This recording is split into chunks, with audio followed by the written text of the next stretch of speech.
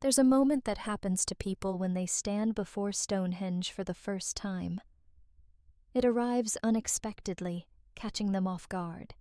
They've seen photographs, they've read the facts. They understand, intellectually, that these are ancient stones arranged in a field in England.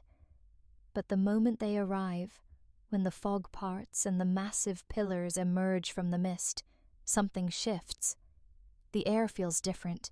The weight of 5,000 years seems to press down, not unpleasantly, but with the weight of real presence.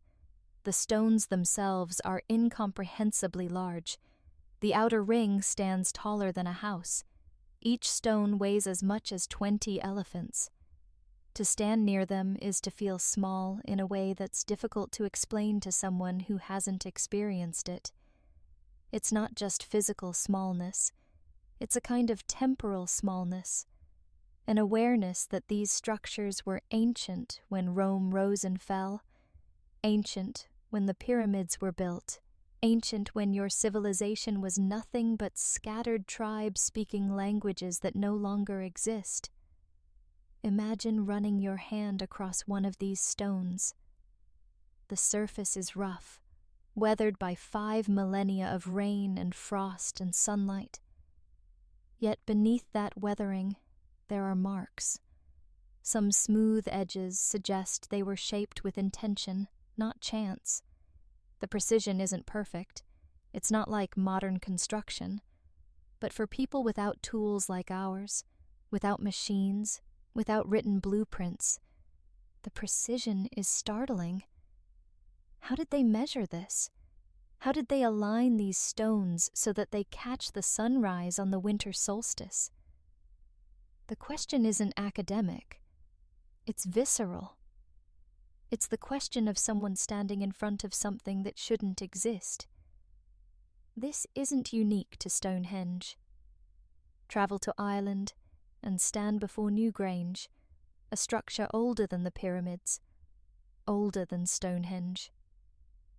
Once every 365 and a quarter days, the winter sun rises and sends a shaft of light into the darkest chamber, penetrating deep into the heart of the mountain, touching the inner sanctum for only a few minutes. The precision required for this to happen is not something you do by accident. It's not something you do once and move on. Someone measured the angle of the sun. Someone understood precession. Someone knew that the same angle would work thousands of years later. Across the Atlantic, in Peru, stand the stones of Puma Punku. Some weigh over 100 tons. They're fitted together with such precision that you can't slide a knife blade between them. No mortar, no glue, just gravity and craftsmanship that exceeds anything modern stonemasons can replicate without power tools and modern machinery. The surfaces are flat, the corners are sharp, the angles are exact. When you run your hand along these stones, you're not feeling ancient roughness. You're feeling precision that seems impossible given what we believe about the technology available 5,000 years ago. What strikes you standing before these monuments isn't the romance of the ancient past. It's the discomfort of standing before something that shouldn't be there. It's the strange experience of encountering proof that people without our technology, our machines, our written instructions, accomplished something that makes modern engineers pause. It's the question that lives in your chest when you look at these structures. How did they do this? And beneath that question, an older one, why? What would drive a civilization to invest countless hours, countless lives, to create something that serves no obvious practical purpose? The story we've inherited about megalithic structures comes to us shaped by a century of archaeology. The conventional narrative is coherent, it's logical. It answers most of our questions with reasonable explanations, and in doing so, it almost convinces us that we understand these monuments. Almost. According to mainstream archaeology, Megalithic building was a phenomenon that emerged around 60,500 years ago in Atlantic Europe. It spread across the continent, appearing in different forms suited to different regions and cultures. These were not monuments to the dead, according to one explanation. They were territorial markers, placed at the boundaries of resource-rich land to warn neighboring groups to keep out. They were calendrical devices, allowing communities to track the seasons for agricultural purposes. They were religious structures, temples where communities gathered to perform rituals and maintain connection to the divine. The conventional dating comes from radiocarbon analysis of organic material found at megalithic sites. The understanding of their construction comes from experimental archaeology. Researchers attempting to move massive stones using techniques believed available to ancient peoples, using stone hammers and wooden levers, coordinating teams of workers through what we imagine would have been complex organizational structures. The purposes come partly from archaeological interpretation, examining the structures themselves for clues about their function. What's striking about this narrative is not how much it explains, but how much it leaves unresolved. Yes, we can date these structures. But why did different, completely unconnected cultures, separated by thousands of miles and centuries of time, feel compelled to build in exactly the same way? The dolmen, a simple stone table structure, appears in Britain, appears in the Mediterranean, appears in North Africa, appears in South America. The conventional answer is diffusion or independent invention. But how does independent invention explain the precise similarity? How does it account for the astronomical alignments appearing in multiple structures across continents? The conventional explanation becomes vaguer when confronted with questions about precision. Yes, ancient peoples could move massive stones using coordinated labor and ingenuity. Experimental archaeology has demonstrated this repeatedly. But experimental archaeology rarely explains the precision achieved. Stone hammers can rough out a block. They can reduce a massive stone to a manageable size, but achieving surfaces so flat that no gap exists between fitted blocks, that requires tools or techniques we haven't discovered. It requires methods that don't match the crude implements found at archaeological sites. There's also the question of knowledge. How did these cultures develop understanding of astronomy sophisticated enough to align structures with the summer solstice, the winter solstice, the equinox, specific stars? How was this knowledge preserved and passed on without written language? The answer archaeology typically offers is that knowledge was preserved in tradition, passed down through generations of careful observation. This is possible, certainly, but it requires a different view of ancient peoples than the one archaeology typically maintains. They must have been more systematic observers, more rigorous in their record-keeping, more dedicated to preserving exact knowledge across centuries. Perhaps most striking is what archaeology admits it cannot explain. The absence of written records means we cannot know the original purposes of these monuments. The cultures that built them have passed away. The meaning they encoded in stone, if indeed they did encode meaning, has been lost with the death of the people who understood it. What remains is the stone itself, silent and immovable, holding secrets it will never directly reveal. What we think we know, then, is this. Ancient peoples, without technology like ours, with primitive tools and organizations we've likely underestimated, built monuments to dead people or territorial boundaries, or gods, or calendars. They did this across multiple continents at multiple time periods, sometimes independently reaching similar solutions, sometimes through cultural diffusion. They invested enormous labor in these projects. Because the monuments served spiritual or practical purposes, we can only partially understand. What we know we don't know is larger than what we think we know. We don't know precisely how they moved the largest stones. We don't know how they achieved such precision without modern surveying equipment. We don't know why knowledge of astronomy appears suddenly in multiple places. We don't know what these structures were truly designed to accomplish. And most importantly, we don't know what was lost when the cultures that built them disappeared, taking with them the meaning they had encoded in stone. That's where conventional archaeology ends. But the monuments don't end there. The questions don't end there. And perhaps neither should our inquiry. Before stone can be moved, it must be measured. Before a structure can be built with intention, the space must be understood. The moment you step back and look at megalithic sites with mathematical precision, you enter a space where things become strange. The strangeness isn't dramatic, it's subtle, accumulating through repeated observation. It's the kind of strangeness that makes you think maybe you're overthinking this. Maybe it's coincidence, maybe we're seeing patterns that aren't actually there. Except the patterns keep repeating. Stonehenge aligns with the summer solstice. You can test this on the summer solstice. The sun rises behind the hailstone perfectly framed, as if architecture and astronomy coordinate their efforts across 5,000 years. The winter solstice sees the sun rise in a different direction, also framed by the structure.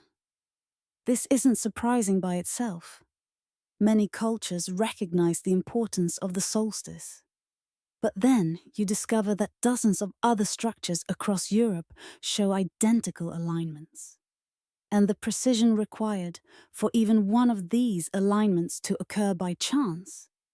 We're talking about once-in-a-million random arrangements. The probability of it occurring dozens of times independently is astronomical. Newgrange in Ireland demonstrates something even more precise. The passage leading to the central chamber angles upward at precisely 45 degrees relative to the horizontal. On the winter solstice, the sun rises above the distant hills. Its light enters the entrance stone, travels down the passage, and illuminates the central chamber for exactly 17 minutes. To achieve this requires understanding more than just where the sun appears on the solstice. It requires understanding the angle of the sun's approach at that latitude, accounting for the Earth's axial tilt, compensating for the slope of the land. This isn't simple observation. This is sophisticated calculation. The Carnac Stones of Brittany stretch for nearly 3 miles. Thousands of standing stones arranged in precisely aligned rows. The spacing between stones varies according to mathematical ratios. The rows maintain their alignment despite uneven terrain. Someone surveyed this landscape. Someone laid out these stones according to a plan that encompassed miles of geography and thousands of individual placements. The engineering is obvious. What's not obvious is how it was achieved without modern surveying tools. The Great Pyramids encode pi, the ratio of a circle's circumference to its diameter, accurate to 5 decimal places.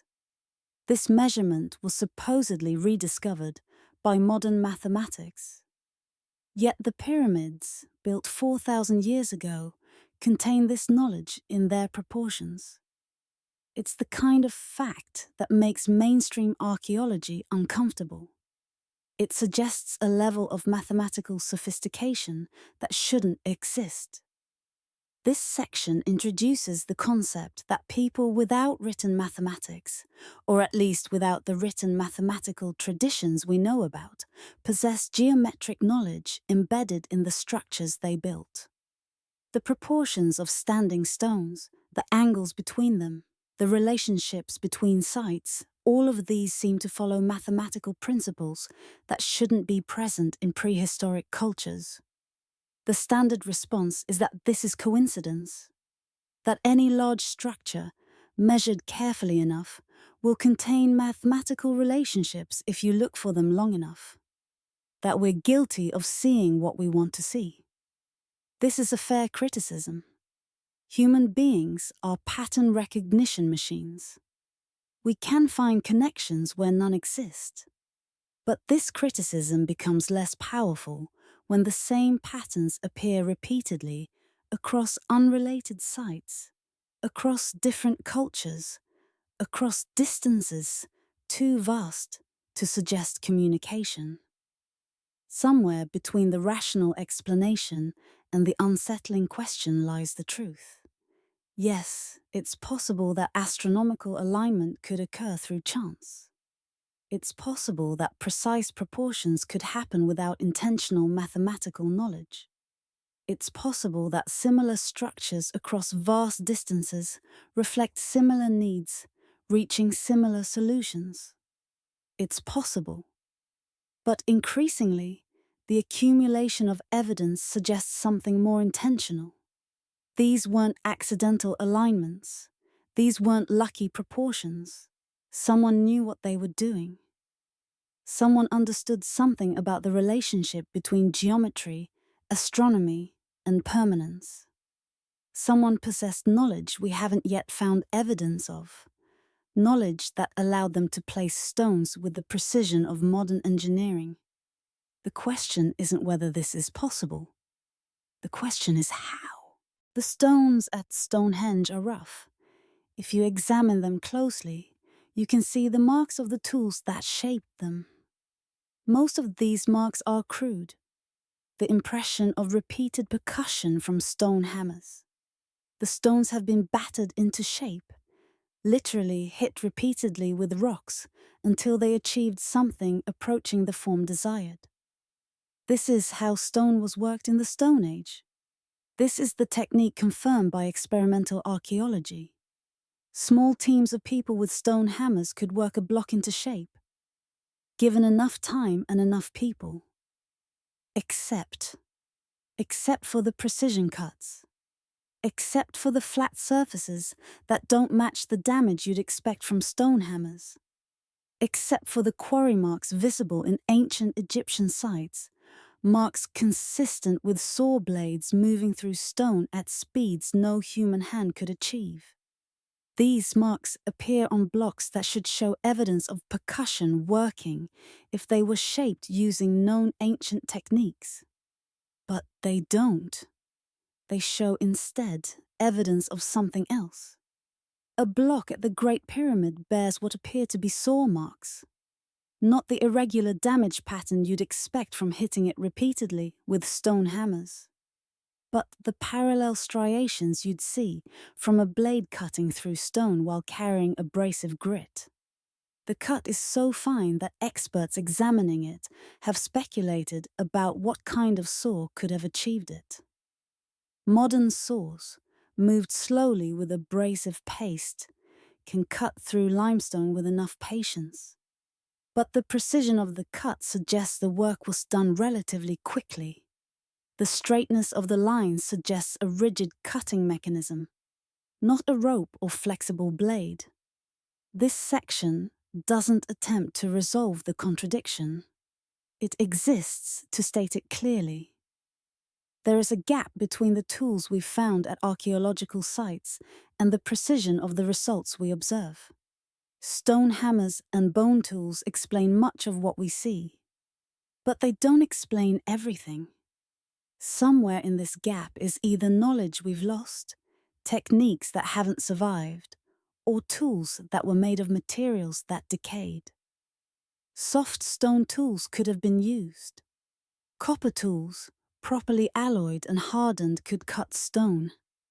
Abrasive paste, made from fine sand mixed with water, can cut through stone if applied with the right tool and enough time. The ancients may have understood the properties of soft abrasives and hard implements in ways we haven't recovered. The fact that we haven't found extensive evidence of copper tools being used for stone cutting doesn't mean they weren't used. Copper is valuable. It would have been melted down and reused. Evidence would have been recycled into new tools. The question then becomes not whether advanced techniques existed, but whether we're looking for evidence of them in the right places. If specialized tools were used, and if those tools were made of materials that don't survive archaeologically, bone, leather, wood, copper that was later recycled, we wouldn't expect to find them. We would expect only the stones themselves, marked with evidence of cutting techniques, which is exactly what we find.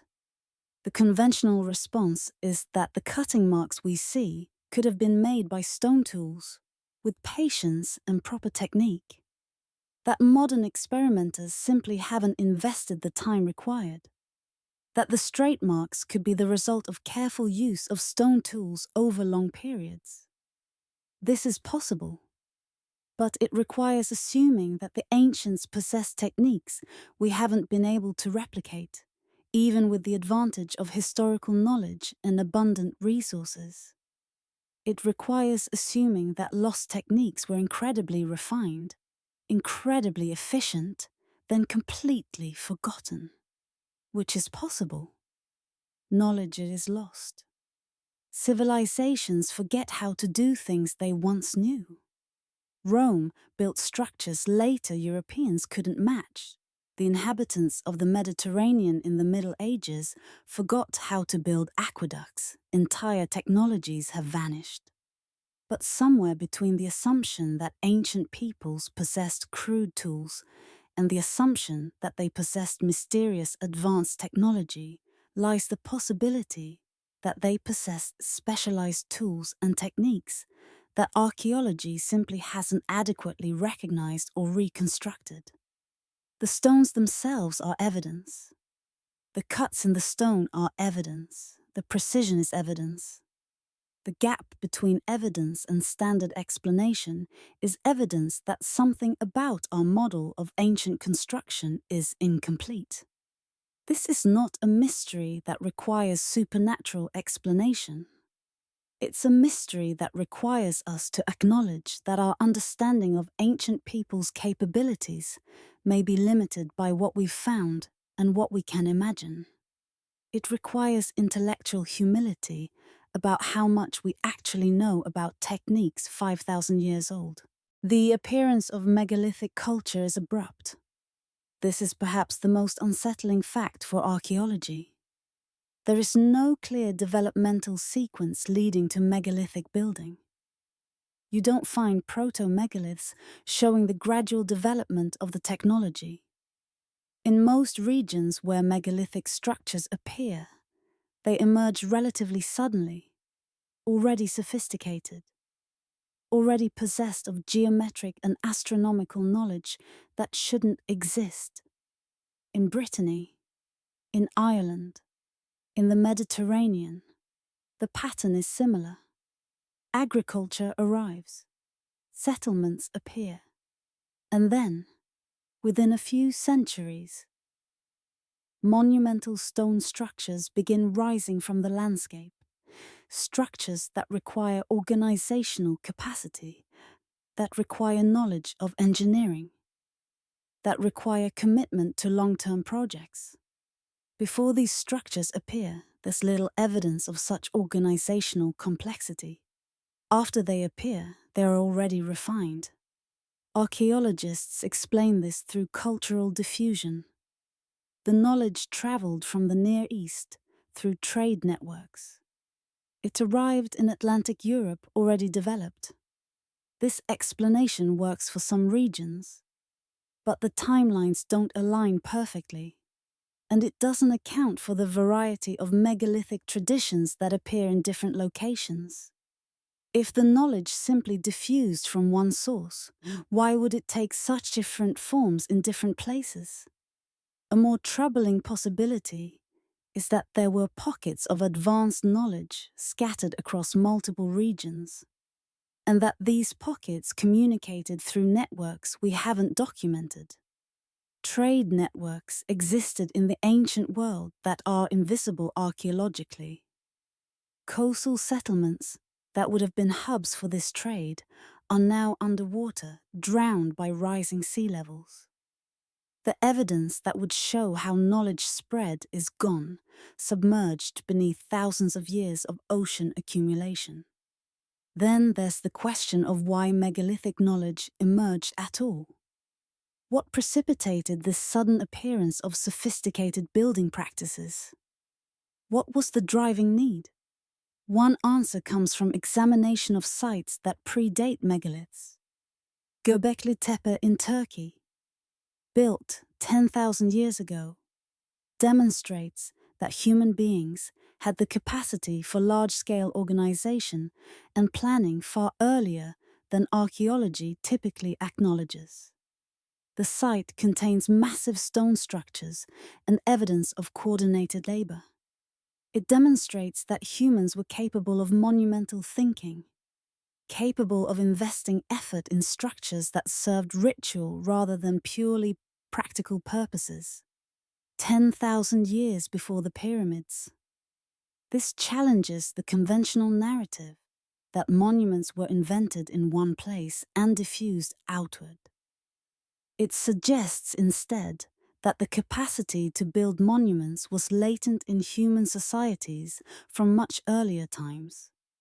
The question becomes not how did megaliths emerge, but what triggered the emergence of megalithic building in specific places at specific times. One theory suggests that astronomical knowledge reached a threshold where it became valuable enough to preserve in permanent form. When people understood the patterns of the stars with sufficient precision, they might have decided that this knowledge was worth embedding in stone. Another theory proposes that social organization became sufficiently sophisticated that societies could direct resources toward non-essential projects. Once you have enough control over labor to organize large work teams, you can direct those teams toward monuments. A third possibility is less comforting: that higher civilizations with advanced knowledge existed prior to known history, and that megalithic building in various regions represents the influence or legacy of these civilizations. This is more speculative than the others, and it conflicts with conventional archaeology, but it accounts for the sudden appearance of sophisticated knowledge without requiring either diffusion through poorly documented networks or simultaneous independent invention of similar technologies. What's certain is that megalithic knowledge emerged, and it emerged with sophistication already intact. Whether this represents diffusion of knowledge through lost trade networks, whether it represents the independent emergence of similar organizational practices in different regions, or whether it represents something less conventional, remains genuinely uncertain. What's undeniable is that by the time we have clear archaeological evidence of megalithic building, the building techniques are already refined, already sophisticated, already possessed of knowledge that shouldn't exist in pre-literate societies. The question of where this knowledge came from, how it was preserved, how it was transmitted, these questions don't have satisfying answers. And that's perhaps the first sign that we're approaching genuine mystery. Newgrange has been observed and reobserved by modern astronomers. The measurements have been taken countless times. The precision is undeniable. Once every 365.25 days, the sun rises behind a distant hill at precisely the angle required to send light down the passage and into the inner chamber. The geometry is exact. The alignment is intentional. No one disputes this. What's harder to understand is the implication.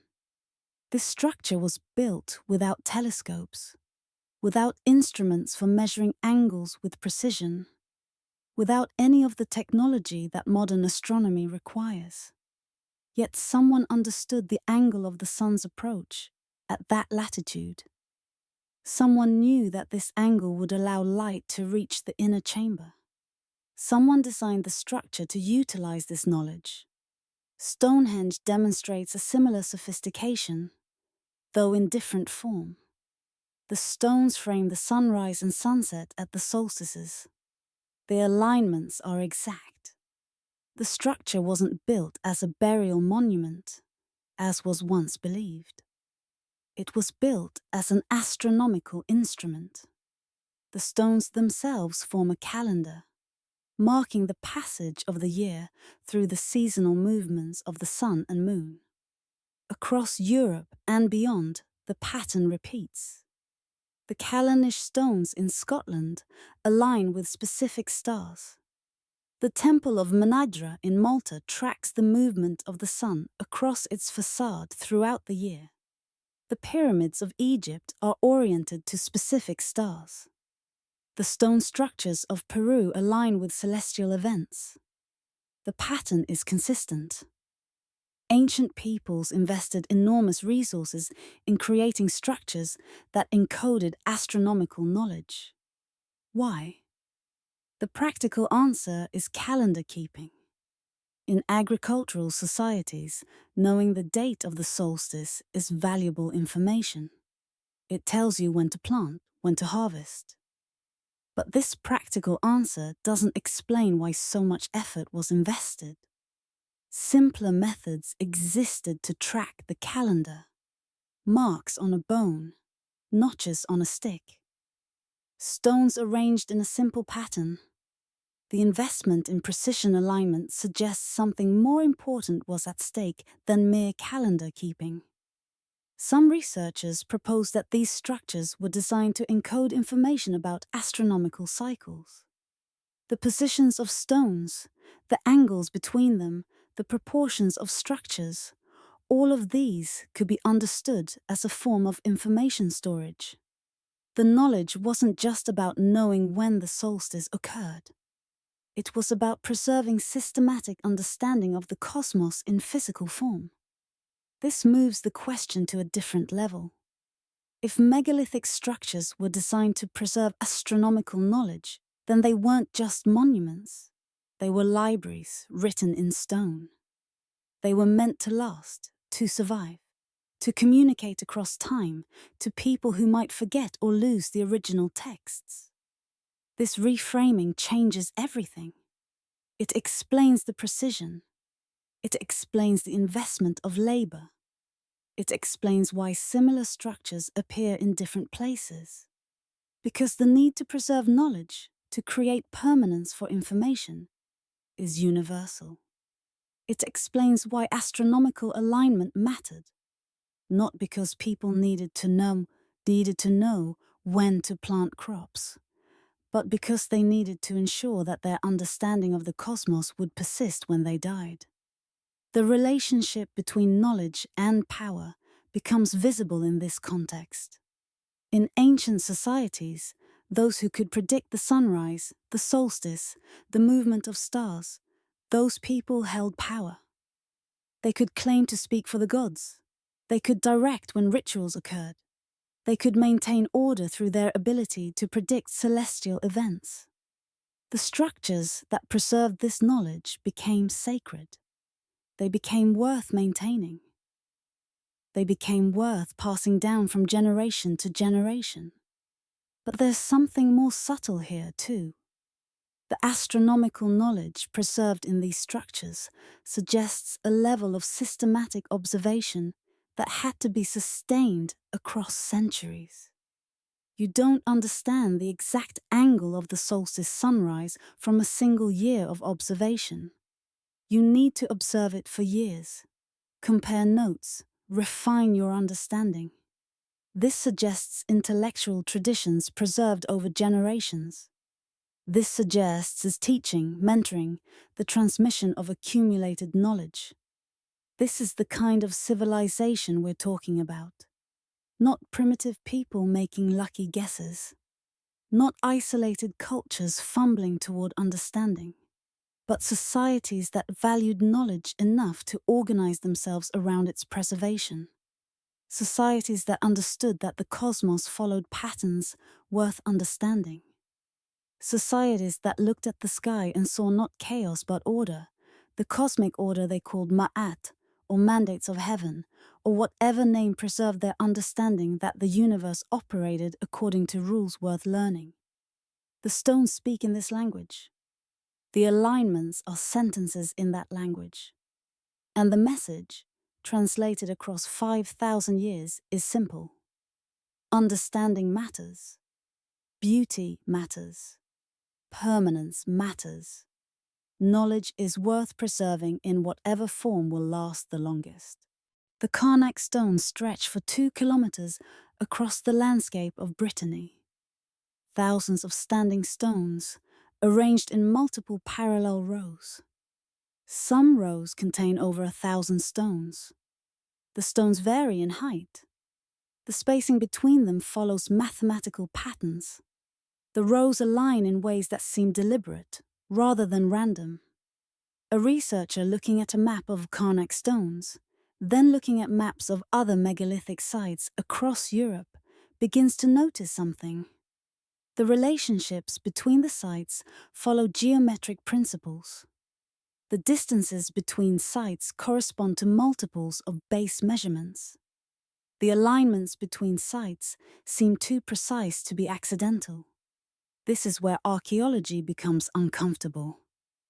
Because if the megalithic sites are positioned according to a geometric network, if they form an interconnected system, then they weren't built independently. They were built according to a plan, a vast plan spanning centuries and multiple regions. A plan that required communication between geographically separated cultures. A plan that required shared knowledge about geometry and surveying. The conventional response is skeptical. Patterns exist in any dataset if you look long enough. Human beings are pattern recognition machines, prone to seeing connections that aren't there. The researchers proposing a geometric network between megalithic sites are likely guilty of this bias. They're finding patterns because they're looking for patterns.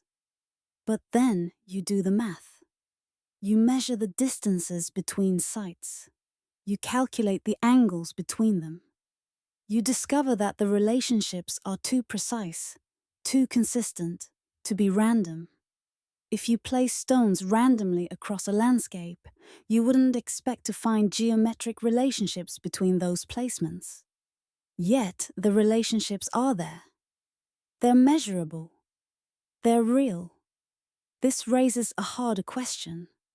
Could ancient cultures have communicated across distance of hundreds or thousands of kilometers? The conventional answer is that they could have, through trade networks. But trade networks typically leave archaeological evidence. Pottery, tools, materials from one region appearing in another. The evidence of widespread trade in megalithic Europe is limited. Yet the geometric relationships between sites suggest communication of some kind.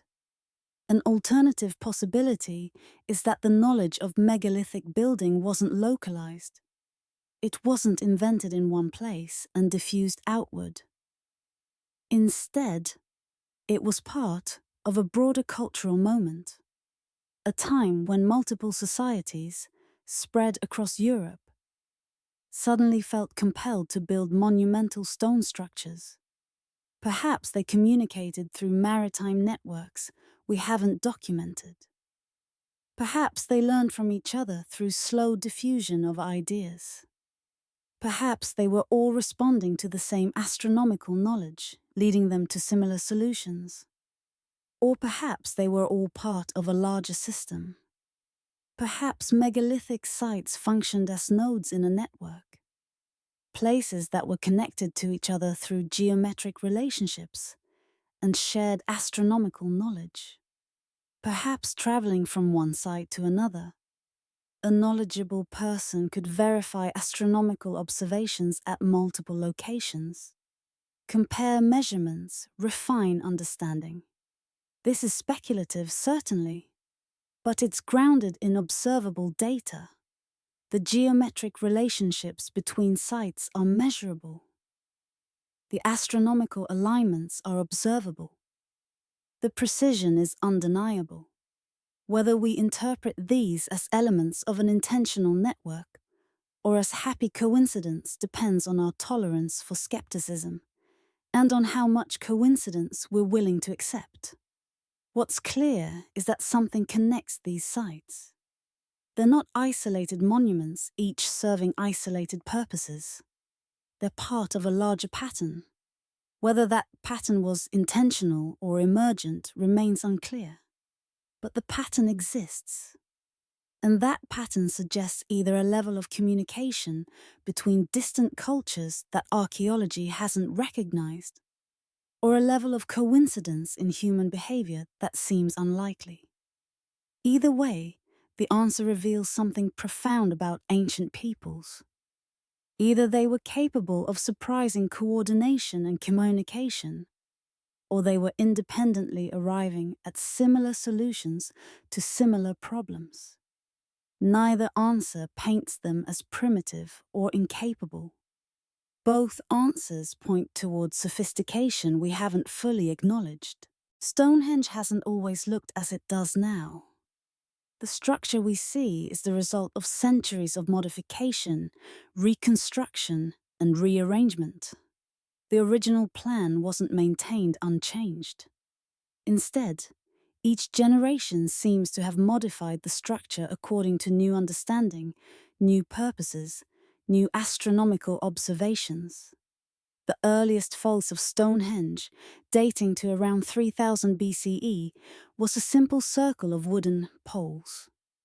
Later phases introduced the massive sarsen stones. The blue stones, weighing 4 tons each, were transported from Wales, a distance of over 200 kilometers. The structure was expanded, rearranged, modified. Some stones were moved, repositioned according to new plans. The final configuration, achieved perhaps 1500 years after the site was first founded, is the one we see today. This pattern of modification appears at other sites as well. At Carnac Stones, there's evidence that stones were rearranged over centuries. The original alignment wasn't preserved unchanged, but was adjusted, refined, updated as new observations were made or new understanding emerged. This raises a profound question. Why would later generations invest effort in modifying existing structures rather than building new ones? The conventional answer is that the sites held sacred significance. They were holy places, worth preserving, worth maintaining. But the modifications aren't just maintenance. They're active redesign. One hypothesis suggests that these structures were observatories that were continuously updated as astronomical knowledge improved. Each generation made new observations. Each generation refined understanding. Each generation adjusted the physical structures to reflect improved understanding. The stones weren't just monuments commemorating past achievement. They were instruments that could be refined as knowledge advanced. This would explain the effort invested. It would explain why sites were maintained over centuries, despite social upheavals. It would explain why later cultures, even when the original meanings had been forgotten, continued to value these structures and incorporate them into their own religious traditions. The structures were preserving something important, not just historical memory, but practical knowledge about how the cosmos behaved. If this hypothesis is correct, then we're looking at something more sophisticated than archaeology typically acknowledges. We're looking at educational institutions, places where astronomical knowledge was systematized, tested, refined.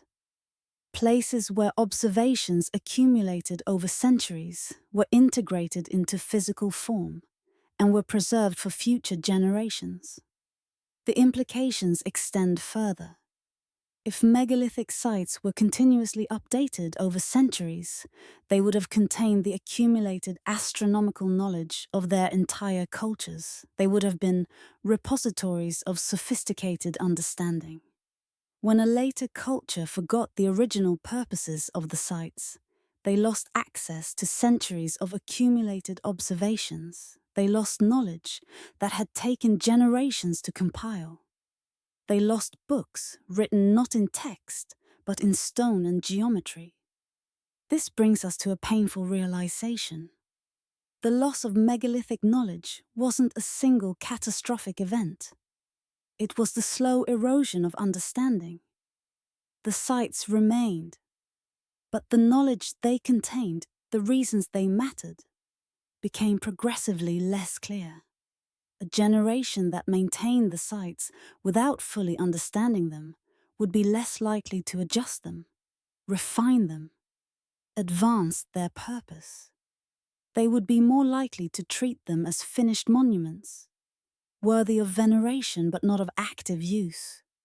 The moment that happened, when sites stopped being instruments and became merely monuments, is the moment the knowledge they contained began to die. The stones themselves would persist, but the living tradition that made them meaningful would fade. We see this pattern repeated through history. The Romans inherited structures built by earlier peoples and didn't fully understand their purposes. They preserved them, incorporated them into new uses, but didn't advance them. By the time the medieval period arrived, the purposes were completely forgotten. The structures became mysterious, attributed to giants or gods or magic, because the people of the time couldn't imagine humans building them. This, then, is the tragedy encoded in the modification patterns we observe. We're looking at the evidence of a civilization that did understand these monuments and worked to maintain them. And we're also looking at the evidence of what happened when that understanding was lost. The structures persisted, but their purposes faded into obscurity. If we could identify the point at which modification stopped, at which the structures ceased being active instruments and became passive monuments, we would know something crucial about when the knowledge was lost. We would know when the megalithic civilization, in its true sense, came to an end. Around 2000 BCE, something changed across the Mediterranean and Atlantic Europe. The pace of megalithic building slowed. New structures were begun less frequently. The modification of existing structures continued, but with less consistency, less precision. Within a few centuries, megalithic building had largely ceased.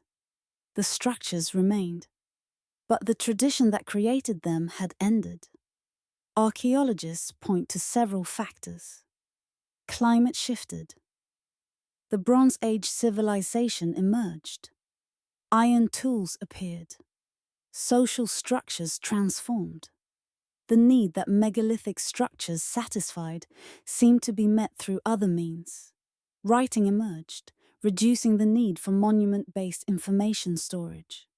Temples built of different materials served the ritual functions that the megaliths may have served.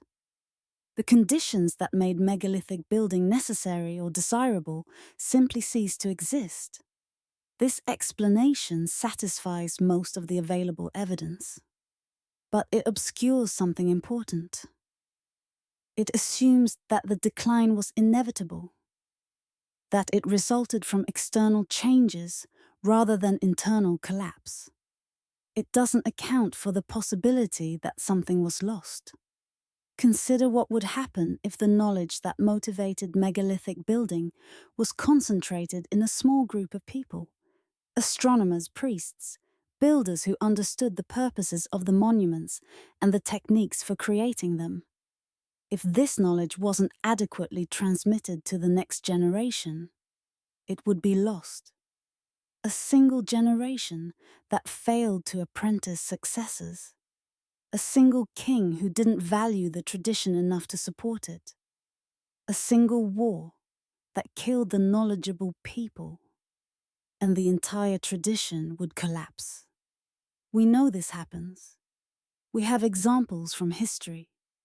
The Romans built roads and aqueducts.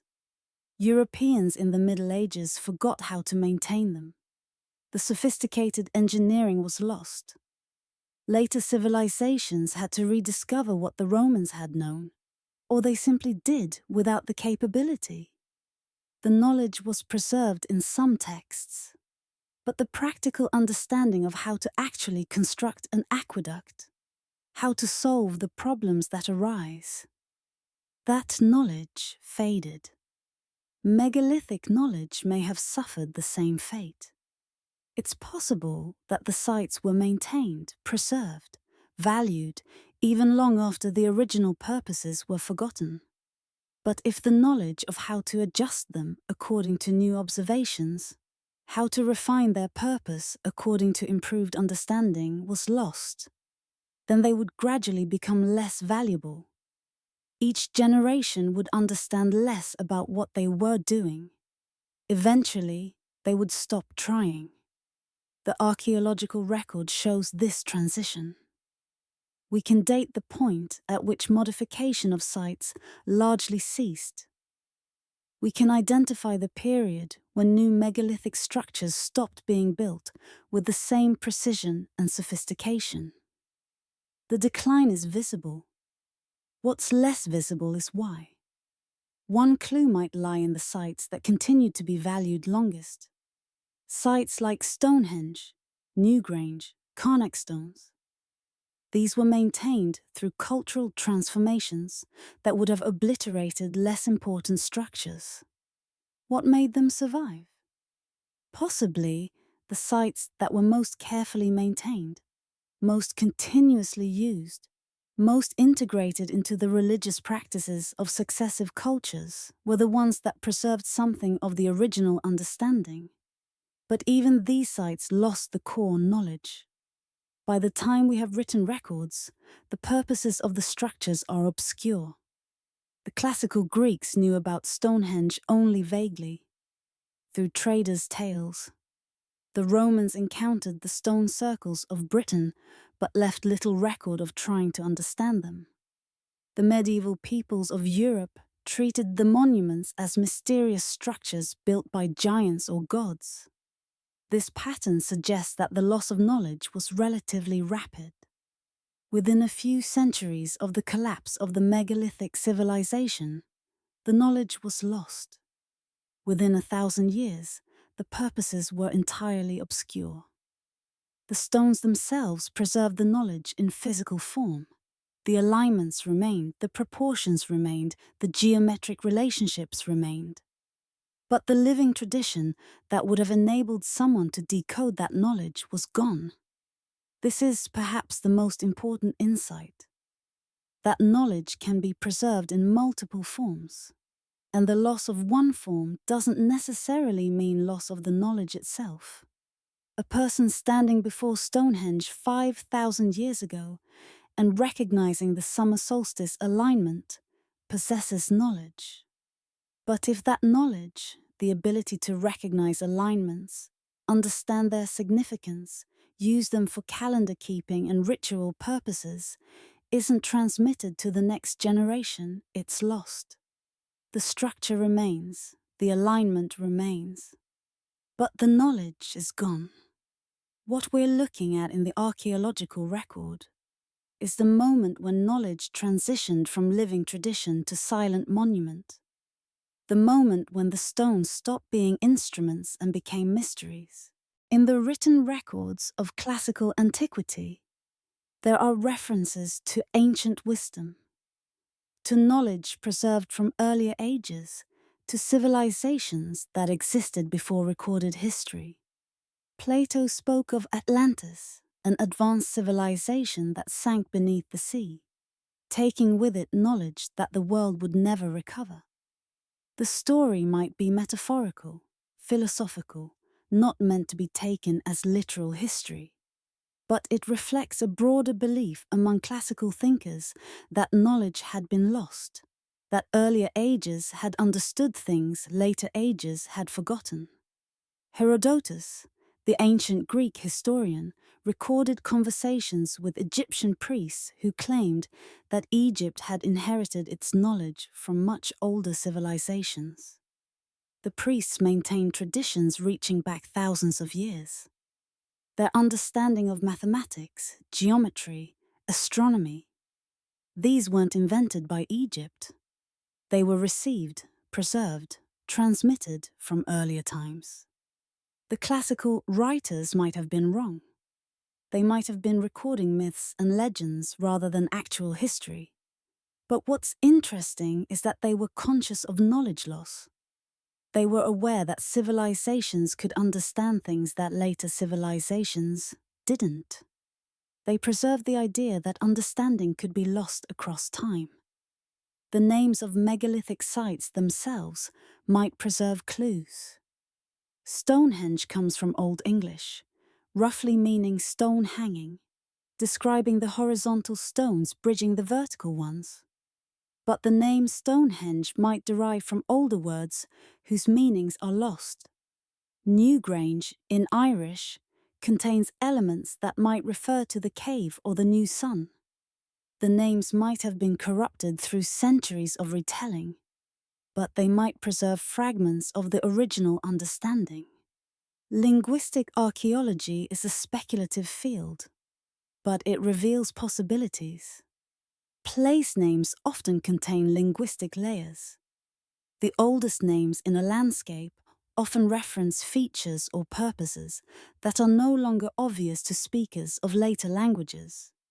A place called Sunstone might preserve the memory of a site's astronomical significance, even when the original language is forgotten. A place called Alignment Hill might preserve memory of its purpose in the geometric network connecting sites.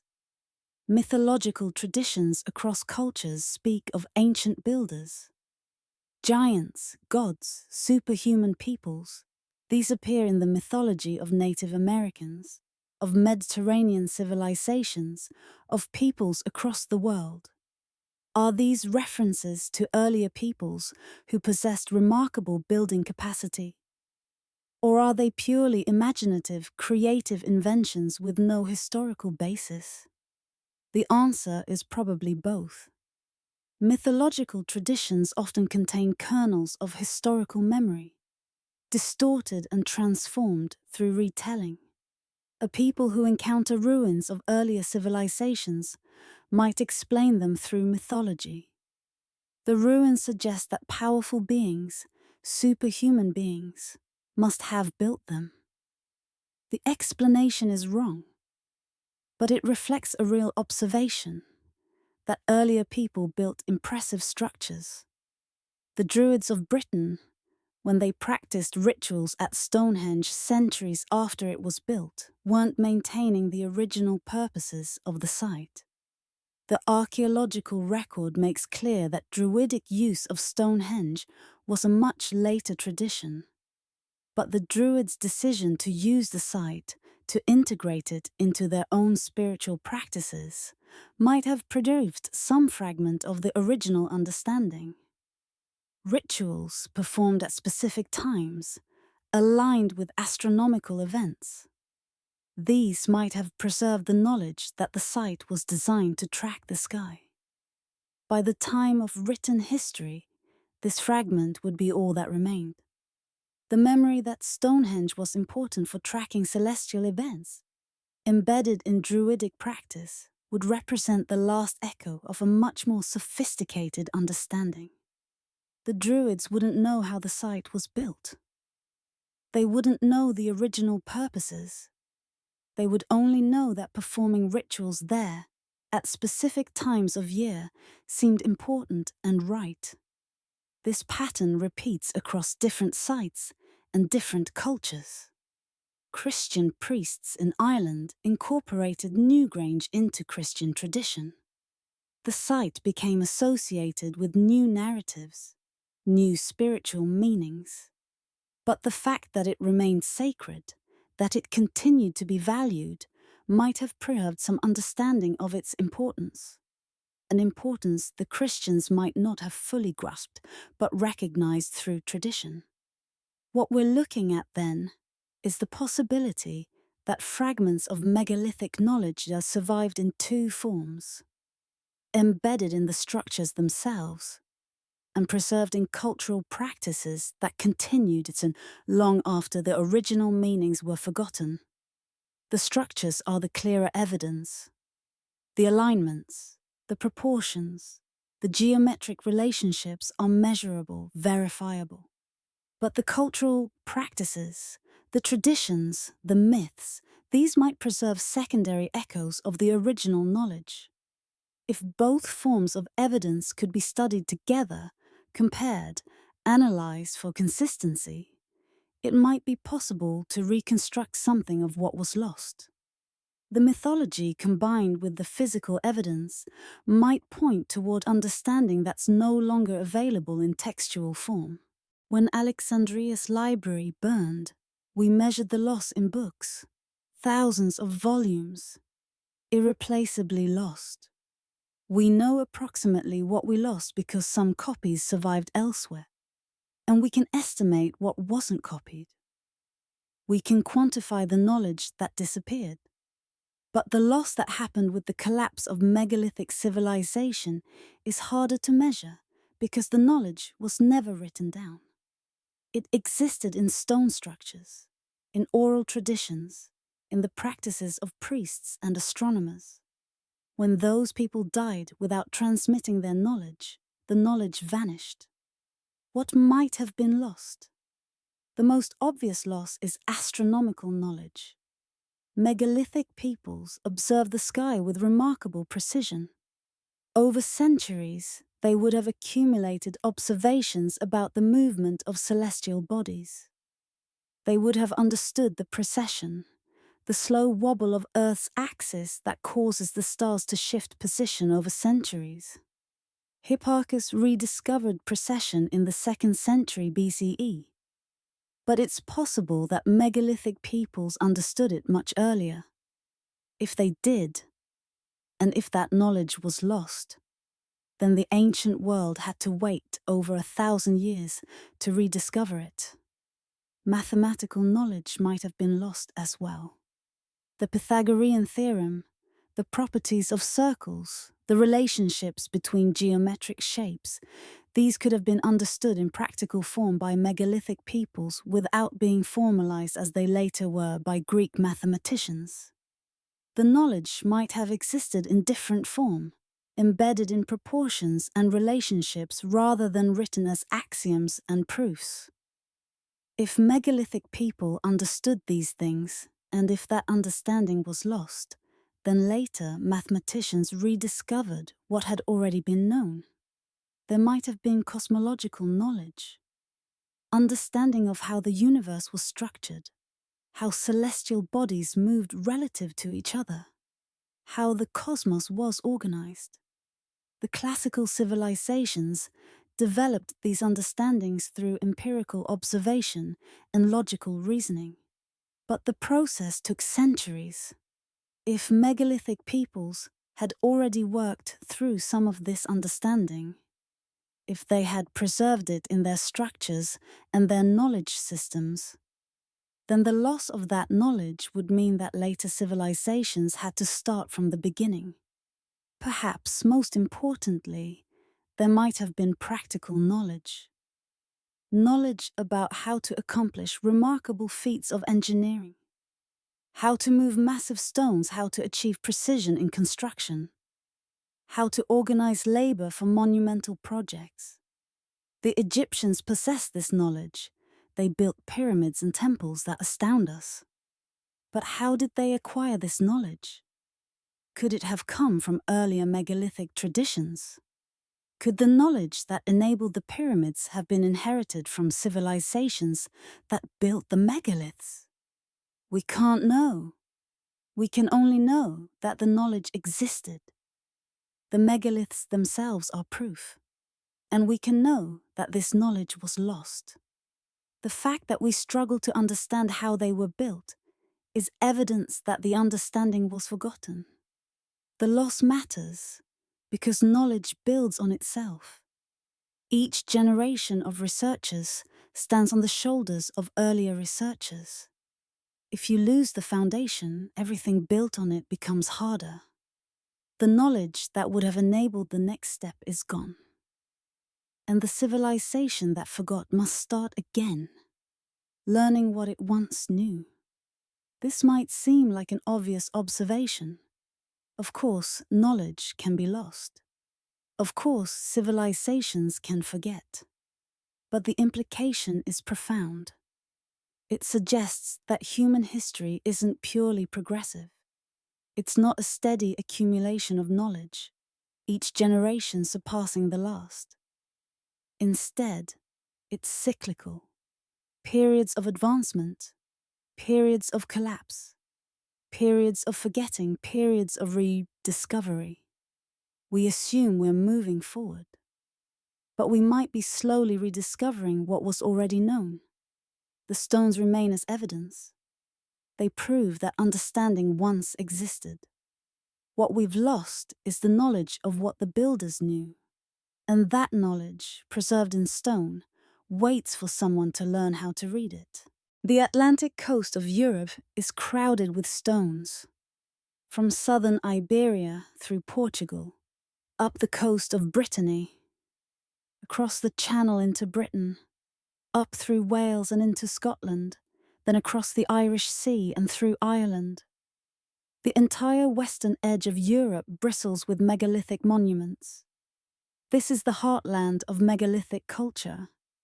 The concentration is highest here. The variety of structures is greatest here. The continuity of tradition is longest here. The Carnac Stones anchor the Atlantic heartland. Walking through them is disorienting. Your perspective shifts as you move deeper into the rows. The stones aren't uniform. Some stand as tall as a person. Others are massive pillars. They're arranged in lines that stretch for kilometers. The precision becomes apparent as you walk. The spacing varies deliberately. The rows align despite the uneven terrain. Someone surveyed this landscape. Someone planned this arrangement. Britain's stone circles. Stonehenge is just the most famous. There are dozens of them, each with its own character, its own astronomical alignments. The Ring of Brodgar in Scotland, the standing stones of Callanish, Avebury, Castlereagh, each one demonstrating astronomical knowledge, geometric precision, commitment to permanence. Ireland's passage tombs represent a different type of megalithic structure. Newgrange, Noath, Douth, massive mounds with passages leading to central chambers. The stones lining the passages are sometimes carved with geometric patterns that seem to encode information. The alignment with the winter solstice sunrise suggests these weren't simple burial monuments, but sophisticated astronomical devices. What's striking about Western European megaliths is their sophistication and their persistence. These structures show evidence of continuous modification over centuries. The knowledge of how to build them wasn't lost when the initial builders died. It was transmitted to successive generations. The structures were maintained, adjusted, refined. This suggests strong cultural continuity, strong commitment to preserving the tradition. The proximity to the sea might have been significant. Maritime trade networks connected coastal communities. knowledge could have traveled through these networks more easily than it could have traveled inland. The coastal regions would have been hubs of communication, places where ideas mixed and spread. The stone types vary across the region. Some sites use local stone. Others, like Stonehenge with its blue stones from Wales, involved transportation over long distances. This suggests trade networks, communication routes, the ability to organize movement of massive objects across territories. The time span of megalithic building in Western Europe is vast. The earliest dolmens in Portugal date to around 1500 BCE. The latest stone circles and refinements date to 2500 BCE and beyond. This is 3,000 years of continuous tradition, longer than the existence of written history in most parts of Europe. The density of sites suggests that megalithic culture was central to Atlantic European life. These weren't peripheral curiosities. They weren't monuments built by strange outsiders. They were central to the cultures that built them. Communities invested their resources, their labor, their knowledge into creating and maintaining these structures. This must have meant something profound. The sites must have served purposes important enough to justify the effort. What made Western Europe different from other regions where megaliths appear? Partly geography. Suitable stone is abundant. The landscape provided raw materials. The coastline provided access to trade. But geography alone doesn't explain the concentration, the sophistication, the continuity. Perhaps it's because here, more than anywhere else, megalithic knowledge wasn't interrupted. The sites that were maintained, the traditions that were preserved, the cultures that valued the monuments, these persisted in the Atlantic region longer than they did elsewhere. In the Mediterranean, different architectural traditions emerged. In the Near East, other forms of monumentality developed.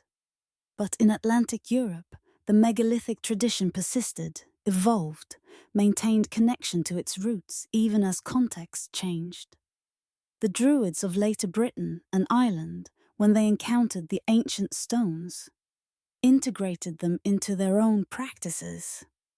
This integration would have preserved something of the original understanding.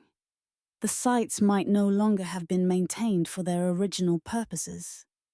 But they were maintained, they continued to be valued, they remained sacred. This persistence is unique.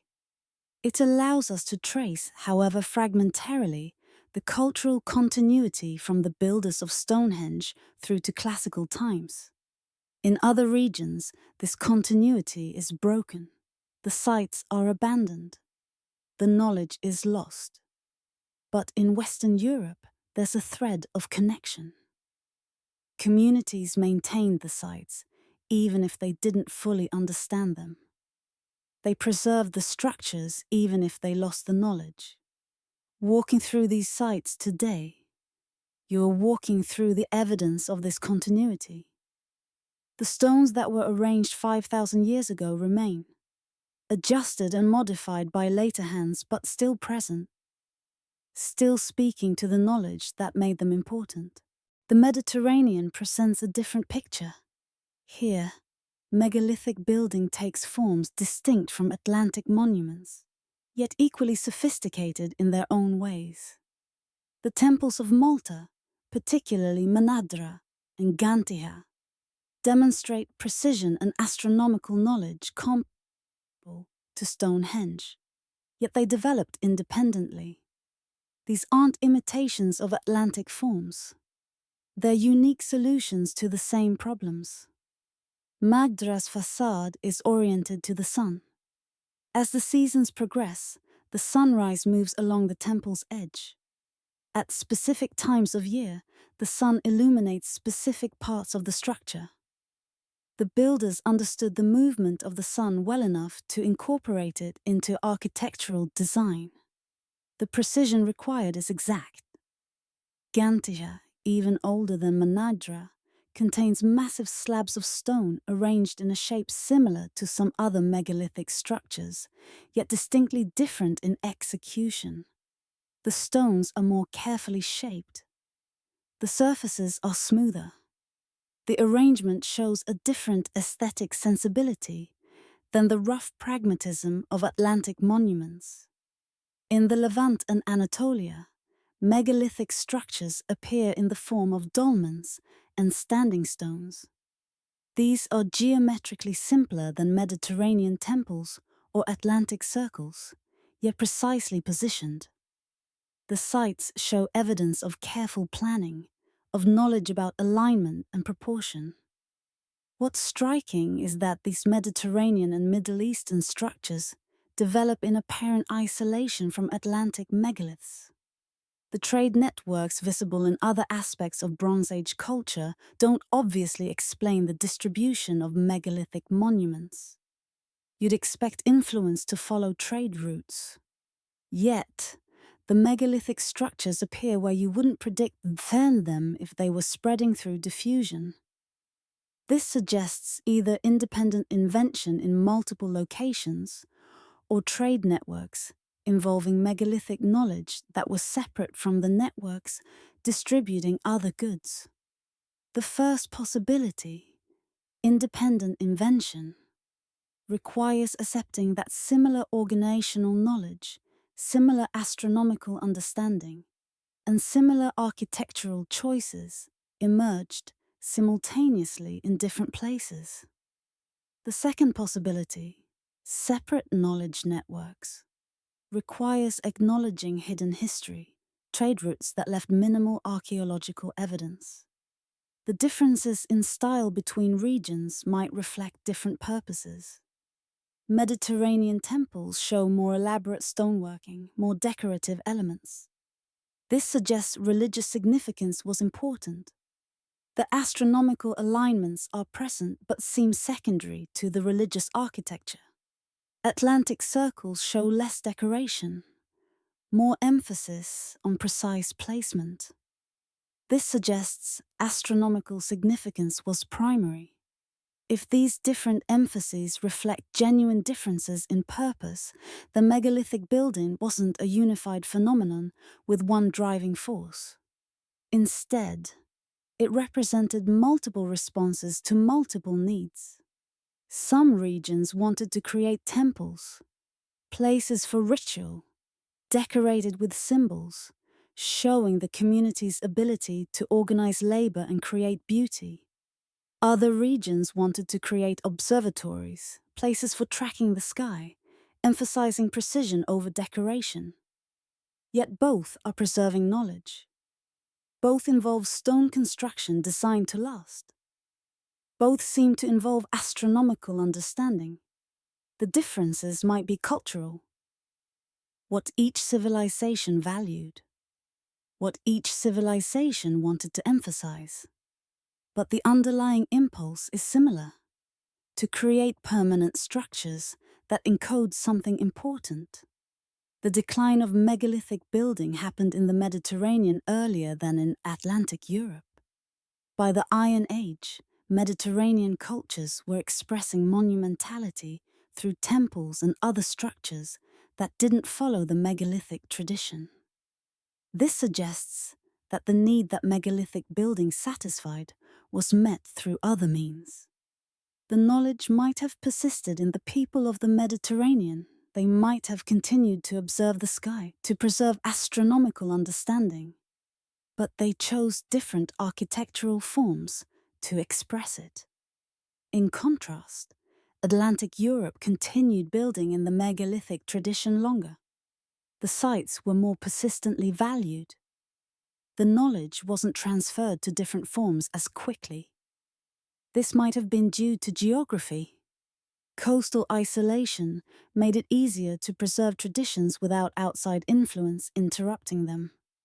Or it might have been due to cultural values.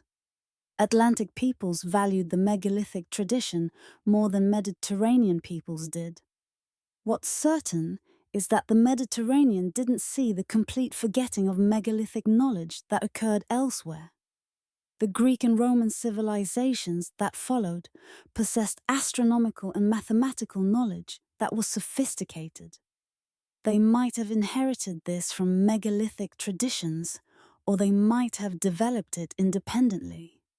But they didn't treat megaliths as mysterious artifacts from a forgotten age. They treated them as antiquities from earlier peoples. The classical writers who mention ancient monuments do so with some understanding of their age and origins.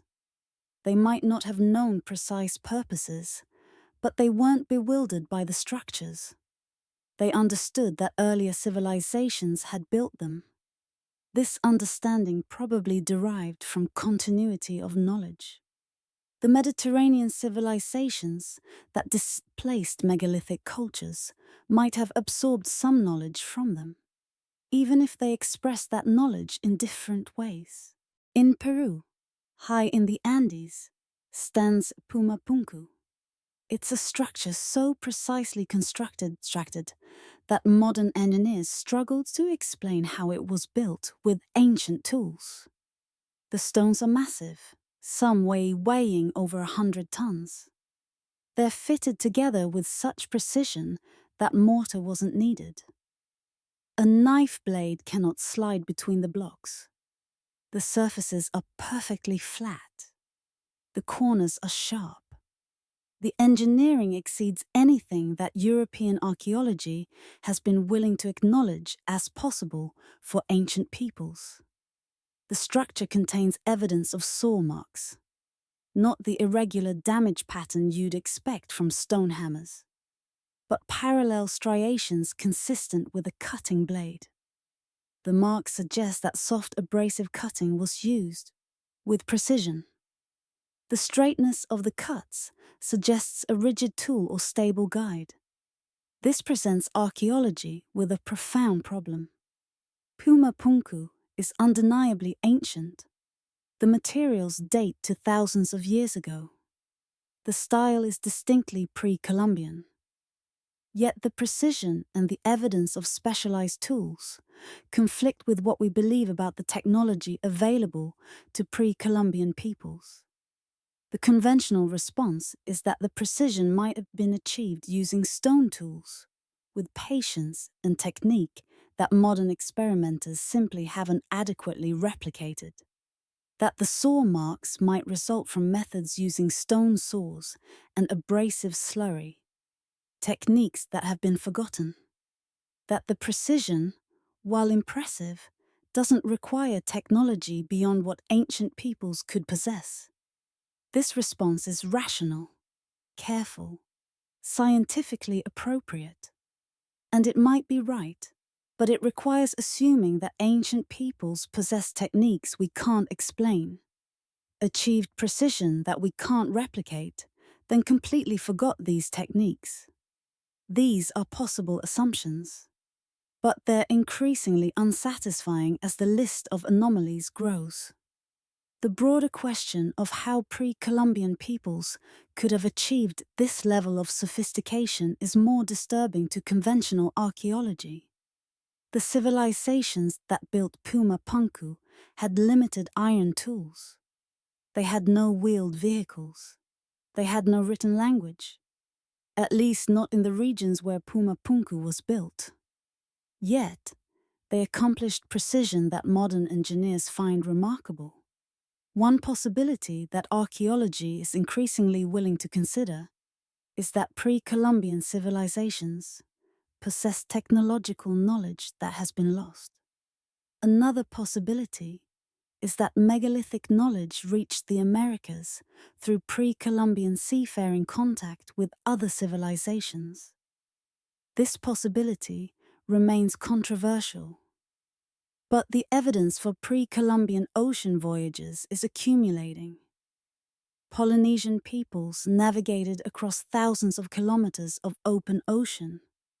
Mediterranean seafarers, particularly Phoenicians, were known to be capable of long-distance voyages. If knowledge of megalithic construction traveled from the Mediterranean or from Egypt to the Americas, it would explain the similarities in construction technique, in the emphasis on precision, in the astronomical understanding that might be embedded in American megalithic sites. It would explain how pre-Columbian peoples possessed capabilities that seem to exceed what archaeology assumes was possible. Yet the alternative, independent invention, is also possible. Given similar needs, different cultures can reach similar solutions. If pre-Columbian peoples valued permanence, if they wanted to create monuments that would last, if they possessed sharp tools made of obsidian or hard stone or copper, they might have discovered cutting techniques that achieved precision.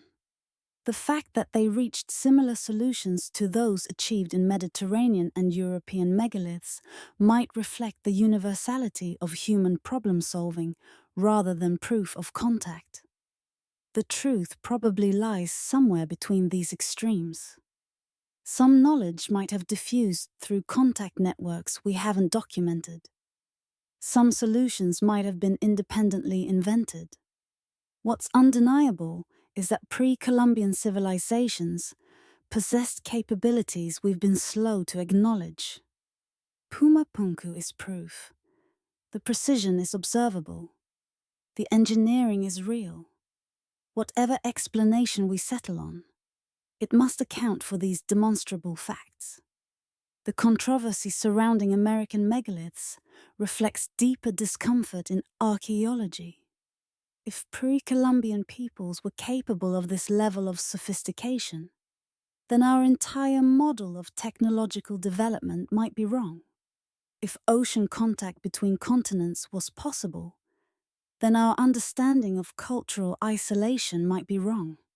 If megalithic knowledge could spread across oceans, then the coherence we see in megalithic sites across different continents might not be coincidence. These possibilities are unsettling. They challenge the framework that archaeology has built over the last century. But they remain possibilities, and they deserve serious investigation. The distinction between temple and observatory seems modern, rational, based on the categories that made sense in the 18th century when astronomy and religion began to separate. Before this separation, the categories weren't divided so neatly. A temple was a place where you went to understand the divine. An observatory was a place where you went to understand the cosmos. For ancient peoples, these were often the same place. The Egyptian pyramids served both functions. The temples served as ritual spaces where priests performed ceremonies maintaining cosmic order. They also served as instruments, aligned to specific stars, oriented to cardinal directions, designed to track celestial movements. The ritual and the astronomical were unified. The priest who performed the ritual was also an astronomer. The ritual that maintained the cosmic order was grounded in precise observation of how the cosmos actually moved. The Mayan civilization understood Venus with remarkable precision. The complexity of Venus's apparent motion in the sky exceeds that of the sun or moon. Venus appears as morning star and evening star, but the timing of its appearances follows patterns that require centuries of observation to fully comprehend. The Mayans did comprehend them. They created calendars based on Venus's movement. They built structures that might have tracked Venus's position. And they integrated all of this into their religious and ritual life. Venus wasn't merely an astronomical object to the Mayans. It was a god. The observation of Venus was religious practice. The Chinese understood that rulers maintained cosmic order through ritual. The concept of the mandate of heaven suggested that if a ruler ruled justly, maintaining proper rituals and attention to celestial signs, then harmony would prevail. Natural disasters, comets, eclipses, these were warnings from heaven that the cosmic order was disrupted. The ruler who paid attention to astronomy was the ruler who would maintain harmony. The ritual and the astronomy were inseparable. Megalithic cultures operated similarly. The structures that aligned with the sun and stars weren't merely observatories, they were temples. People gathered at these structures on specific occasions marked by the solar and lunar cycles. They performed rituals timed to celestial events. The rituals maintained the cosmic order. The alignments ensured that the rituals happened at the right moments in the cosmic cycle. The temple and the observatory were one thing. This unified vision explains why so much effort was invested in precision alignment.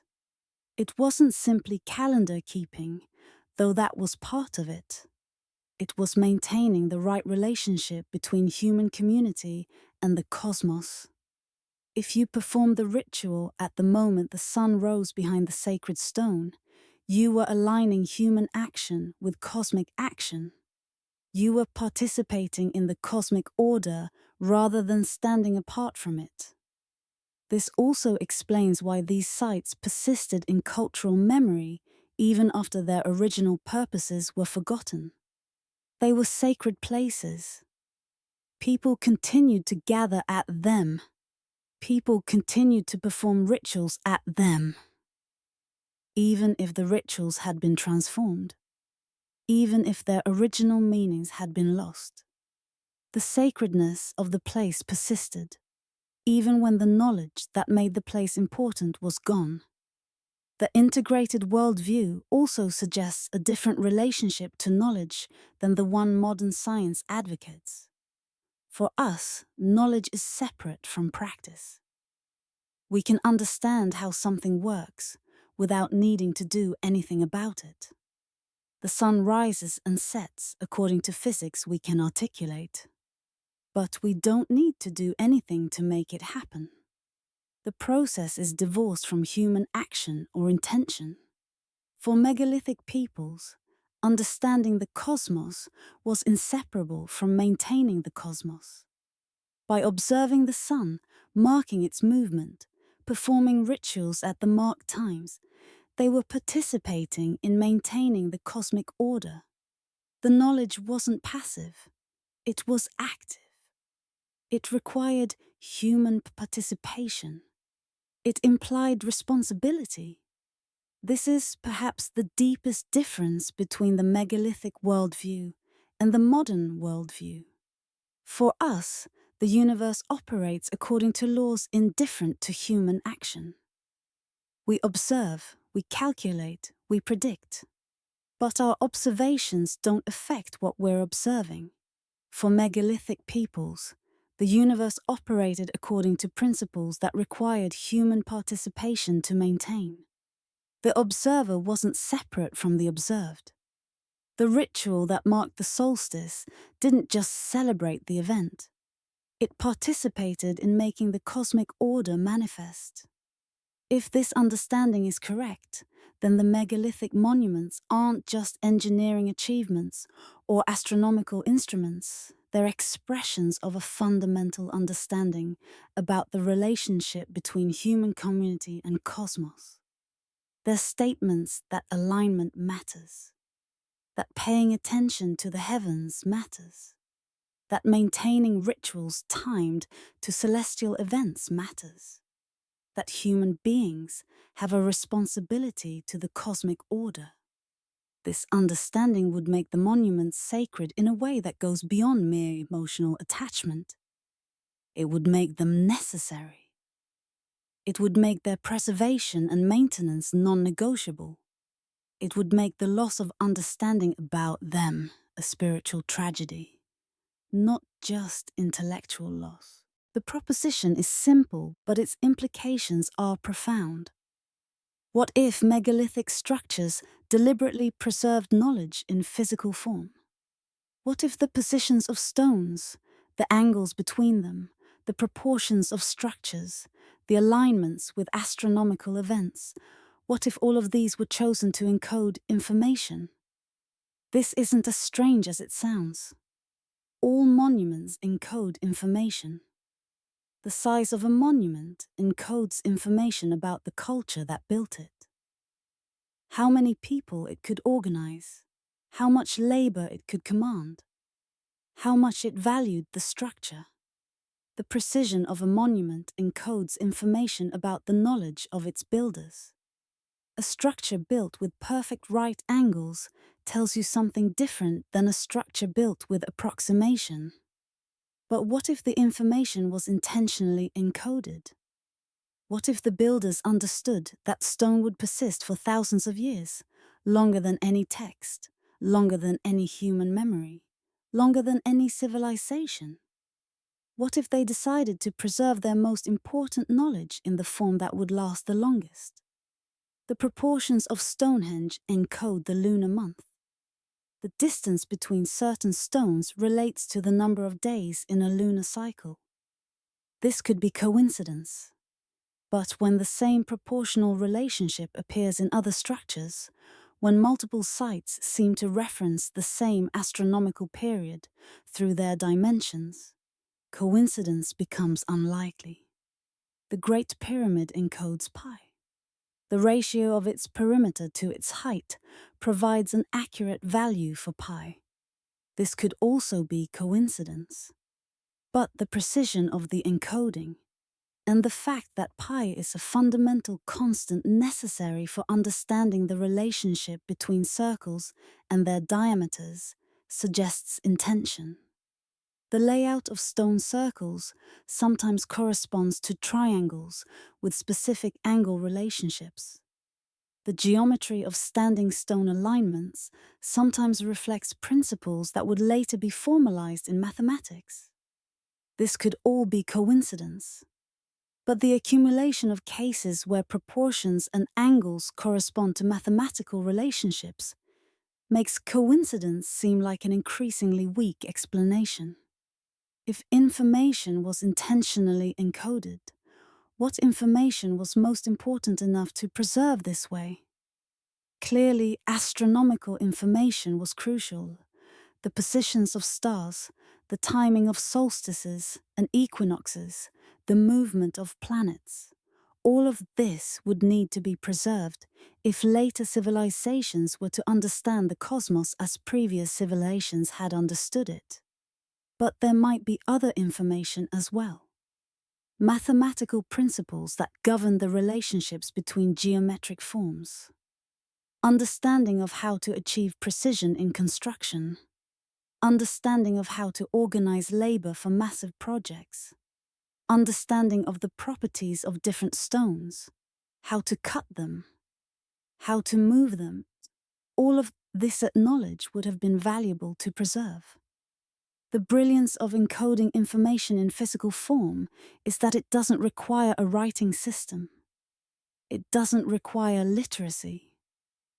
Anyone with eyes can observe the proportions of a stone circle. Anyone with the ability to measure can verify the relationships. The information is accessible to people who can't read, people from different cultures, people separated by vast spans of time. But this accessibility comes with a cost. The information is embedded in forms that can be ambiguous. A circle might encode pi, or it might just be a circle. Unless someone already knows that pi was being encoded, they might not recognize it. The knowledge becomes hidden unless you know what to look for. This suggests that the stones would have required interpretation. Someone would have needed to know that the proportions of a structure were intentional. Someone would have needed to possess the knowledge that the structure was designed to preserve. Without this knowledge, the structure would be meaningless. With this knowledge, it would be a kind of library, preserving information in permanent form. The loss of this interpretive knowledge would be catastrophic. The structures would persist, but the knowledge they contained would become inaccessible. Later, Civilizations would see the structures. They might recognize the precision. They might sense that something important was being expressed. But without the knowledge of what the proportions meant, without understanding of what the alignments were marking, the information would remain locked in stone. This, perhaps, is what happened. The structures persisted. The astronomical alignments remained measurable. The proportions remained observable. But the meaning, the knowledge that made the structures intelligible was lost. The stones still speak. But we've forgotten the language. When Egyptian mathematics appears in the archaeological record, it's already sophisticated. The Egyptians understood geometry. They could calculate areas and volumes. They could work with the mathematics of construction. They could survey land with precision. But where did this knowledge come from? How did the Egyptians develop such sophisticated understanding so quickly? One possibility is that they learned it from earlier peoples. The Mediterranean was connected through trade networks. Egypt had contact with the civilizations of the Levant, with maritime traders, with peoples who might have possessed sophisticated knowledge. Could the Egyptians have learned from megalithic cultures? Could they have encountered megalithic structures and, recognizing their sophistication, attempted to replicate the knowledge that built them? This is speculative, but it accounts for how sophisticated knowledge appeared so suddenly in the archaeological record. It also accounts for the similarities between the geometry of pyramids and the proportions of megalithic monuments. If the Egyptians were attempting to encode knowledge in permanent form, as the megalithic builders had done, they might have been drawing on the model of megalithic structures. The Greek mathematicians claimed to have learned from Egypt. They traveled there, studied with Egyptian priests, brought back mathematical knowledge. But some of the geometric knowledge the Greeks formalized might have been much older. The Pythagorean theorem, named after Pythagoras, might have been known in practical form by earlier cultures. Pythagoras might have recovered knowledge rather than discovered it. The transmission of knowledge through history is rarely as clear as we'd like. Ideas diffuse through networks that leave minimal archaeological evidence. A traveling merchant might carry an idea from one culture to another. A scholar might learn a technique and replicate it in a new context. Knowledge might persist in fragments, in practical applications, in traditions that no one consciously recognized as carrying important information.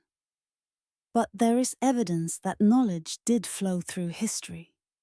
The development of mathematics from Egypt through Greece, through Rome, shows clear influence. The geometric knowledge that persists in medieval architecture shows connection to classical architecture. The techniques used by medieval builders sometimes paralleled techniques from much earlier periods, suggesting either preserved knowledge or independent rediscovery. Could megalithic knowledge have influenced this development? Could the alignment with the solstice that appears in Stonehenge have influenced the astronomical knowledge of classical civilization? Could the proportions of megaliths have contributed to Greek understanding of geometry? It's possible. It's also speculative. We can't prove that it happened, but we also can't prove that it didn't happen. The absence of written records doesn't mean the influence wasn't there. It simply means we can't document it. What's most important is to recognize that knowledge can flow through history in ways that leave minimal evidence. Not all knowledge is preserved in texts. Some is preserved in structures, in practices, in traditions. Some knowledge persists as fragments, as hints, as whispers that later civilizations can barely hear. The megalithic structures themselves are evidence. They prove that sophisticated knowledge existed. They prove that ancient peoples understood astronomy, understood geometry, understood how to preserve knowledge in permanent form. Whether this knowledge directly influenced later civilizations, or whether later civilizations independently rediscovered what had been forgotten, either way, the knowledge existed. Either way, it matters that we recognize the sophistication of people Bull 5,000 years ago. The trace of megalithic knowledge in history is subtle. It's found in the proportions of pyramids, in the astronomical knowledge of classical civilization, in the techniques used by medieval builders. It's found in the fact that later peoples recognized something important about the megalithic monuments, even if they didn't understand what that importance was. It's found in the persistence of these structures in cultural memory, in their continued valuation despite forgotten meanings. Every culture creates monuments. It's universal. Humans everywhere feel the need to build things that will outlast them. We mark our territories with stones. We bury our dead under mounds. We carve our names into rock. We build temples and palaces designed to stand for generations. The impulse is constant.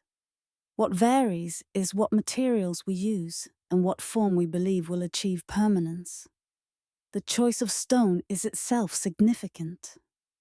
Wood decays, clay crumbles, mud returns to dust, but stone persists. A structure built of stone, if properly positioned, might last not just for centuries, but for millennia. It might survive the fall of the civilization that built it. It might survive the extinction of the language those people spoke.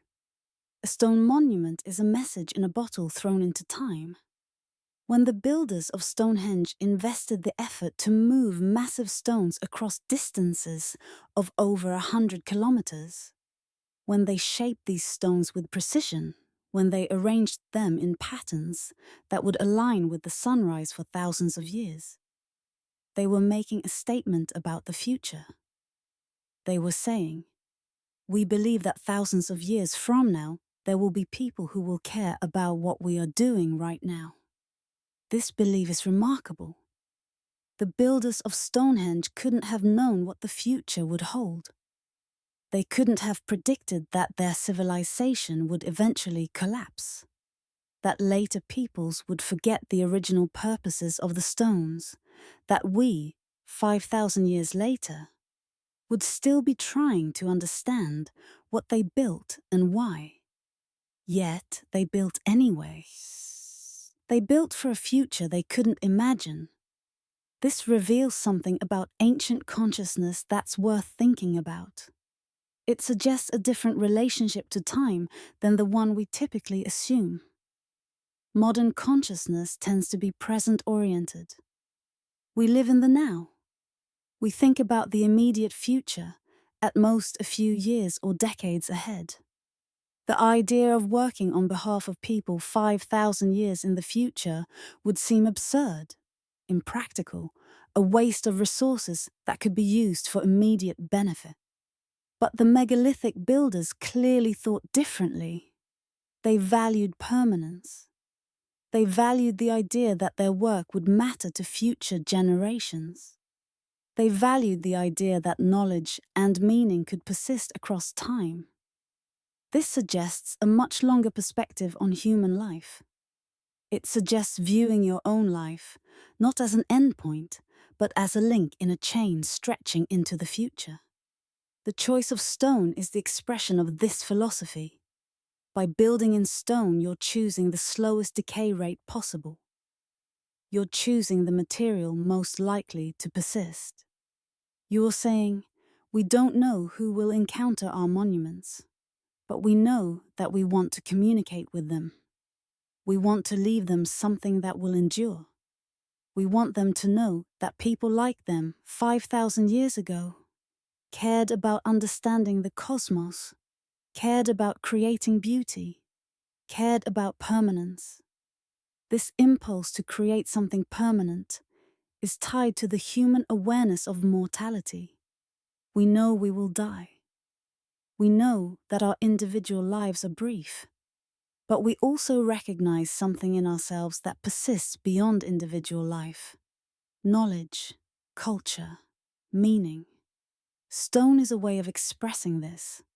It's a way of saying that the individual is temporary, but the meaning that the individual is part of can be permanent. Every megalithic monument is an assertion of this truth. Standing before Stonehenge, you're encountering the materialized conviction that meaning persists. You're standing inside the successful result of an experiment in permanence conducted by people 5,000 years ago. They believed that what they were building would matter. They were right. This is perhaps the deepest lesson the monuments teach. Not anything about astronomy or engineering or mathematics, but something about human nature, about our capacity to imagine futures we will never see, about our desire to participate in something larger than ourselves, about our conviction that meaning matters, that beauty matters, that creating something permanent is worth the effort. The stones themselves are proof. They're evidence that the conviction was right. The builders succeeded in creating something that mattered to people 5,000 years in the future. We're still trying to understand what they built. We're still moved by their work. We're still learning from them. When you visit Stonehenge on a summer afternoon, you're surrounded by tourists. Busloads of people arrive to see the stones. They take photographs. They walk the marked paths. They stand before the structures and feel something they can't quite name. It's not just intellectual appreciation. It's emotional. It's spiritual. It's the experience of encountering something that exceeds understanding. This response is not new. People have been responding emotionally to megalithic monuments for as long as records exist. Medieval people treated the structures as holy sites. They incorporated them into their religious practices. They told stories about them, they valued them. Modern people continue this pattern. We visit the monuments. We feel moved. We try to understand. We recognize something profound in them, even when we can't articulate what it is. The fact that these structures continue to move people 5,000 years after their construction is remarkable.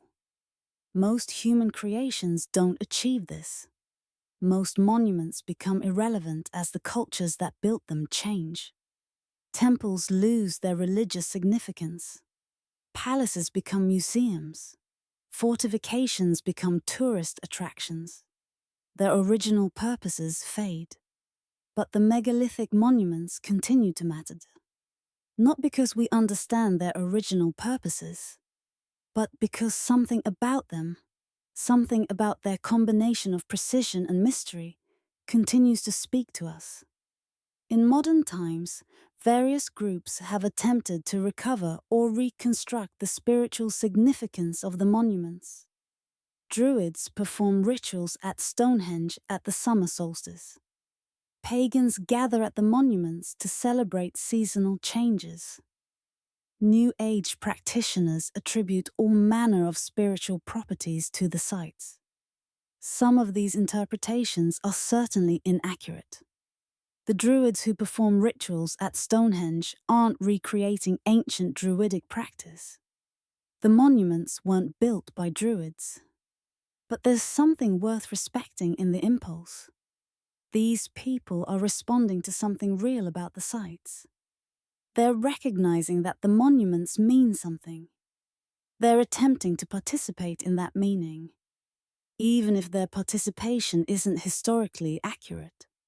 Simultaneously, archaeologists and scientists investigate the monuments. They measure the alignments with precision instruments.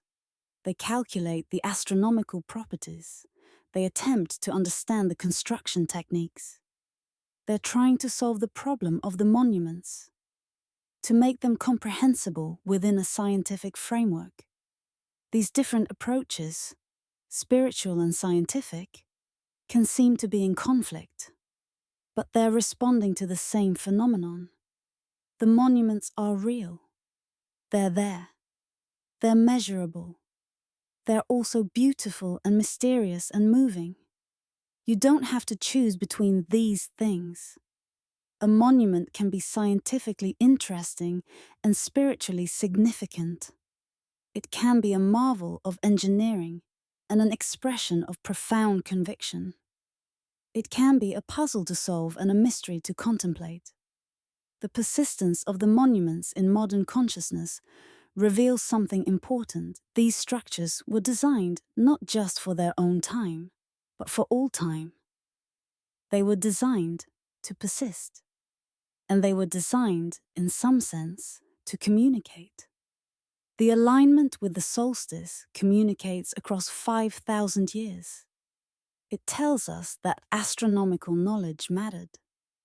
It tells us that someone wanted to ensure that future people would know about the solstice, would recognize its significance. The precision communicates that someone cared about doing things right, that someone believed accuracy mattered. Every person who stands before a megalithic monument and feels moved is participating in a communication across time. The builders are speaking to us through stone. They're asking us to recognize something important about the relationship between humans and the cosmos. They are asking us to value permanence, to value knowledge, to value the kind of work that lasts. We don't need to understand exactly what the monuments meant to their original builders to hear this message. The message is in the monuments themselves, in their persistence, in their precision, in the fact that 5,000 years later, we're still trying to understand them. What do the megalithic monuments teach us? This is the question that matters more than whether we can explain how they were built or what their exact original purposes were. Because whatever they meant to the people who built them, they mean something to us. And what they mean might be the most important thing about them. The first lesson is about the relationship between humans and the cosmos. The builders of megalithic monuments spent enormous effort tracking the movements of the sun and stars. They built structures to mark these movements. They created places where people could gather to observe them. This was not practical necessity. Agriculture didn't require monuments to tell you when to plant. A simple stick marking shadows could have served that function. But the monuments existed anyway. This suggests that the relationship between humans and the cosmos was valued for reasons beyond practical utility. Understanding the cosmic order was considered important in itself. Aligning human activity with cosmic cycles was considered important. Creating places where that alignment could happen was considered important. The monuments are expressions of this conviction that knowing the cosmos matters. This is radically different from modern consciousness. We've separated ourselves from the cosmos. We have electric lights that eliminate the visibility of stars. We have calendars and clocks that make natural cycles irrelevant to our daily lives. We have cities that insulate us from the natural world. For most modern people, the cosmos is invisible. We know about it intellectually, but we don't experience it directly. The megalithic monuments invite us to recover something of the direct relationship with the cosmos that their builders maintained. Standing at Stonehenge on the summer solstice, you experience the sun in a way that most modern people never do. You see it not as an abstract fact, but as a physical presence. You experience the tilt of the earth as something immediate and real. You participate for a moment in the astronomical consciousness that the builders maintained. The second lesson is about long-term vision. The monuments were not built to benefit their builders. They were built to benefit future generations. This required imagining a future, committing resources to it, investing effort in something you wouldn't live to see completed. This is a kind of generosity in a sense. It's a willingness to work on behalf of people you'll never meet. Modern civilization tends to discount the future. We make decisions based on short-term gain. We deplete resources without thinking about consequences for future generations. We leave pollution, climate change, economic debt. The megalithic builders did the opposite.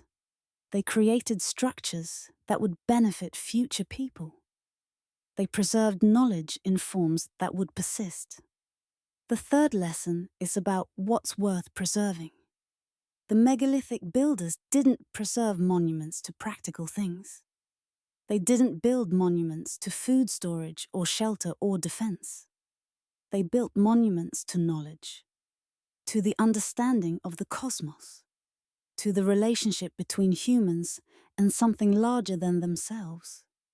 This suggests a different set of values than the ones modern civilization typically prioritizes. The monuments suggest that some things, understanding, beauty, meaning, are worth investing in even when they have no immediate practical value. That knowledge is worth preserving even at great cost. That the relationship between humans and the cosmos is worth time and resources. These lessons aren't practical in the way modern society understands practicality. They don't produce profit. They don't increase productivity. But they point towards something that might be more important than profit or productivity. The recognition that some things matter beyond their usefulness. That meaning is worth creating. That the effort to understand and preserve is worth making. The stones teach us these lessons not through words, but through their mere existence. By persisting. By continuing to matter. By continuing to move us 5,000 years after they were built. They teach through example. They teach that permanence is possible. That meaning can transcend time. That the effort to understand matters. The conventional explanations satisfy most of what we observe. Yes, ancient peoples could move massive stones using coordinated labor and ingenuity. Experimental archaeology has demonstrated this. Yes, they could align structures with astronomical events through careful observation and geometric understanding. Yes, they could organize labor for monumental projects. All of these things have been shown to be possible. But there are aspects of the evidence that create discomfort, that make conventional explanations feel incomplete. An intellectual honesty requires acknowledging these aspects rather than pretending they don't exist or dismissing them as coincidence. The precision at Puma Punku exceeds what we have evidence ancient people could achieve. The saw marks are real. They don't match the damage patterns produced by stone hammers. They match the patterns produced by precision cutting tools. We can observe them. We can measure them. We can photograph them.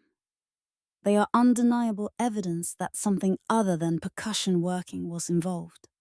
At Stonehenge, the alignments with celestial events are exact. We can verify this with the modern instruments. The precision required to achieve these alignments without modern surveying equipment is remarkable. We know it's possible to achieve through patient observation and careful measurement. But it requires a level of dedication and knowledge that's hard to imagine from people we've been told used primitive tools. The global distribution of similar structures presents a puzzle. Stone circles appear in Scotland, appear in the Mediterranean, appear in the Middle East, appear in the Americas. Similar geometric forms appear across these separated regions. This could be coincidence, independent invention reaching similar solutions.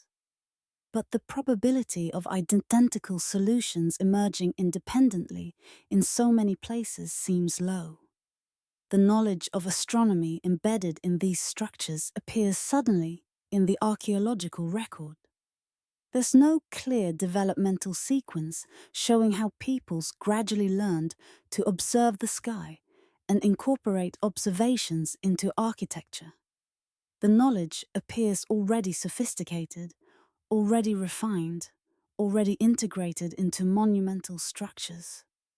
The question of where this knowledge came from is never satisfactorily answered.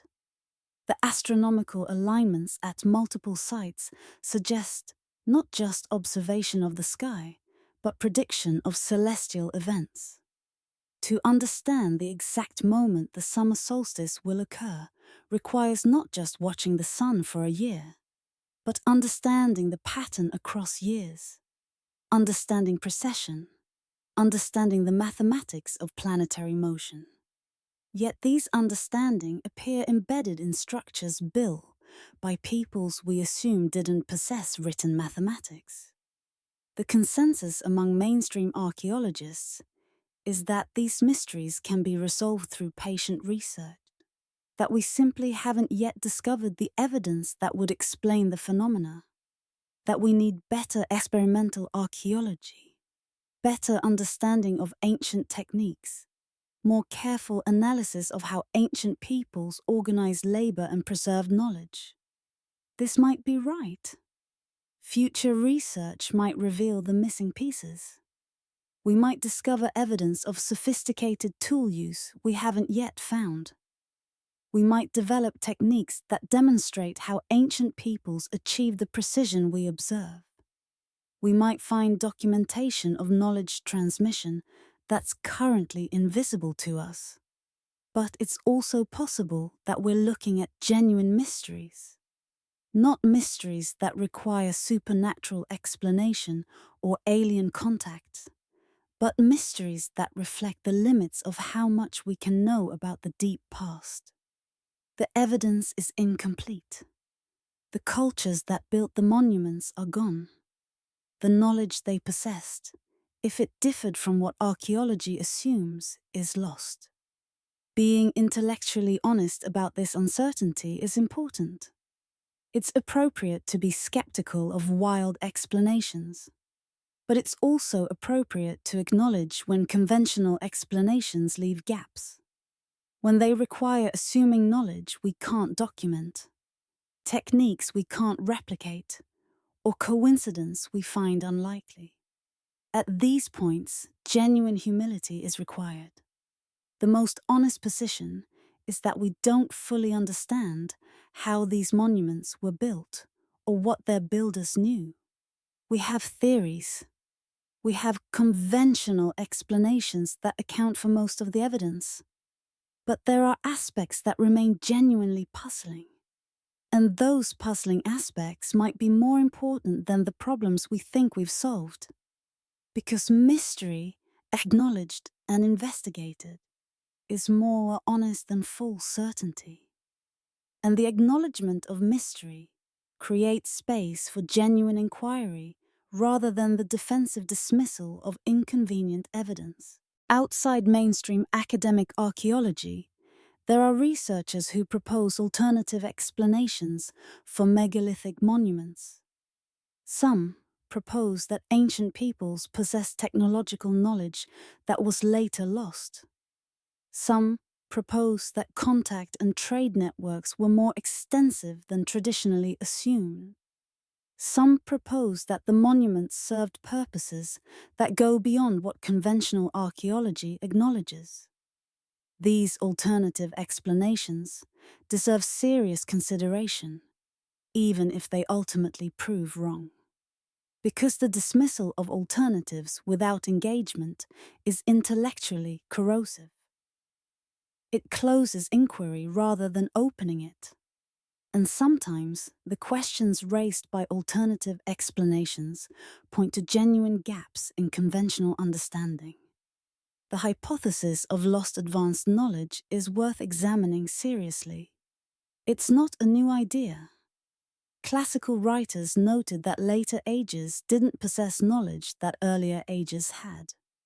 The Library of Alexandria burned, destroying countless texts. The knowledge that existed in those texts was lost. The knowledge that existed in the minds of the scholars was lost.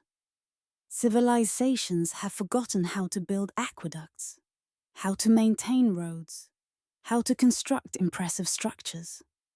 The possibility that megalithic peoples possess technological knowledge that was later lost isn't inherently implausible. What's required is evidence. And the evidence would lie in the monuments themselves, in the techniques that created them. If specialized tools were used and then lost, the monuments would show evidence of those tools' use. The precision would exceed what we know about the methods we credit to the builders. And this is exactly what we observe at sites like Puma Punku. The hypothesis of extensive trade and contact networks is similarly worth examining. Modern archaeology has increasingly recognized that prehistoric societies were more connected than previously believed. Trade networks existed in the ancient world that are invisible archaeologically. Ships traveled long distances. Knowledge diffused through contact.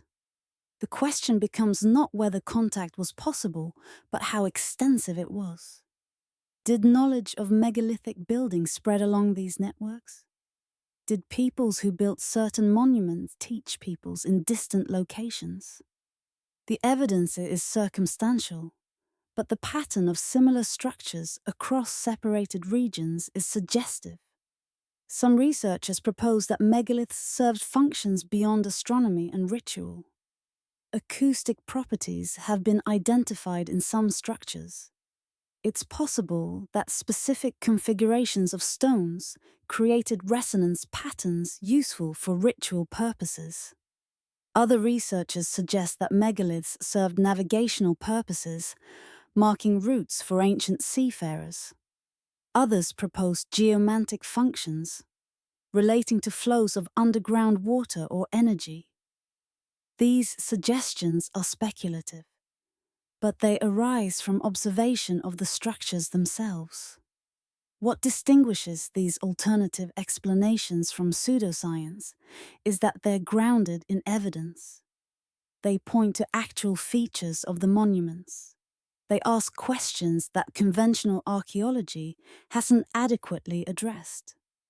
They propose mechanisms that don't require supernatural explanation. They are wrong about something, certainly. But wrongness isn't the same as lack of validity. The problem with dismissing these explanations entirely is that it creates a false binary. Either the conventional explanation is right or the explanation is crazy. But there's a spectrum of possibilities. Some aspects of the conventional explanation might be right, some aspects of alternative explanations might be right. The truth might be more complex than either side acknowledges. Intellectual progress requires taking seriously the margins of academic discourse. It requires asking why certain questions are dismissed. It requires examining whether the dismissal is based on evidence or on institutional conservatism. Sometimes the margins contain genuine insight. Sometimes they contain confusion and pseudoscience. Usually they contain some of both. The only way to tell is through serious engagement. The study of megalithic monuments would be advanced by more rigorous engagement with alternative explanations, not by adopting them uncritically, but by taking them seriously as hypotheses worth testing, by examining the evidence they point to, by being willing to follow the evidence even if it leads away from conventional understanding. The monuments themselves deserve this kind of serious inquiry. They represent remarkable achievements.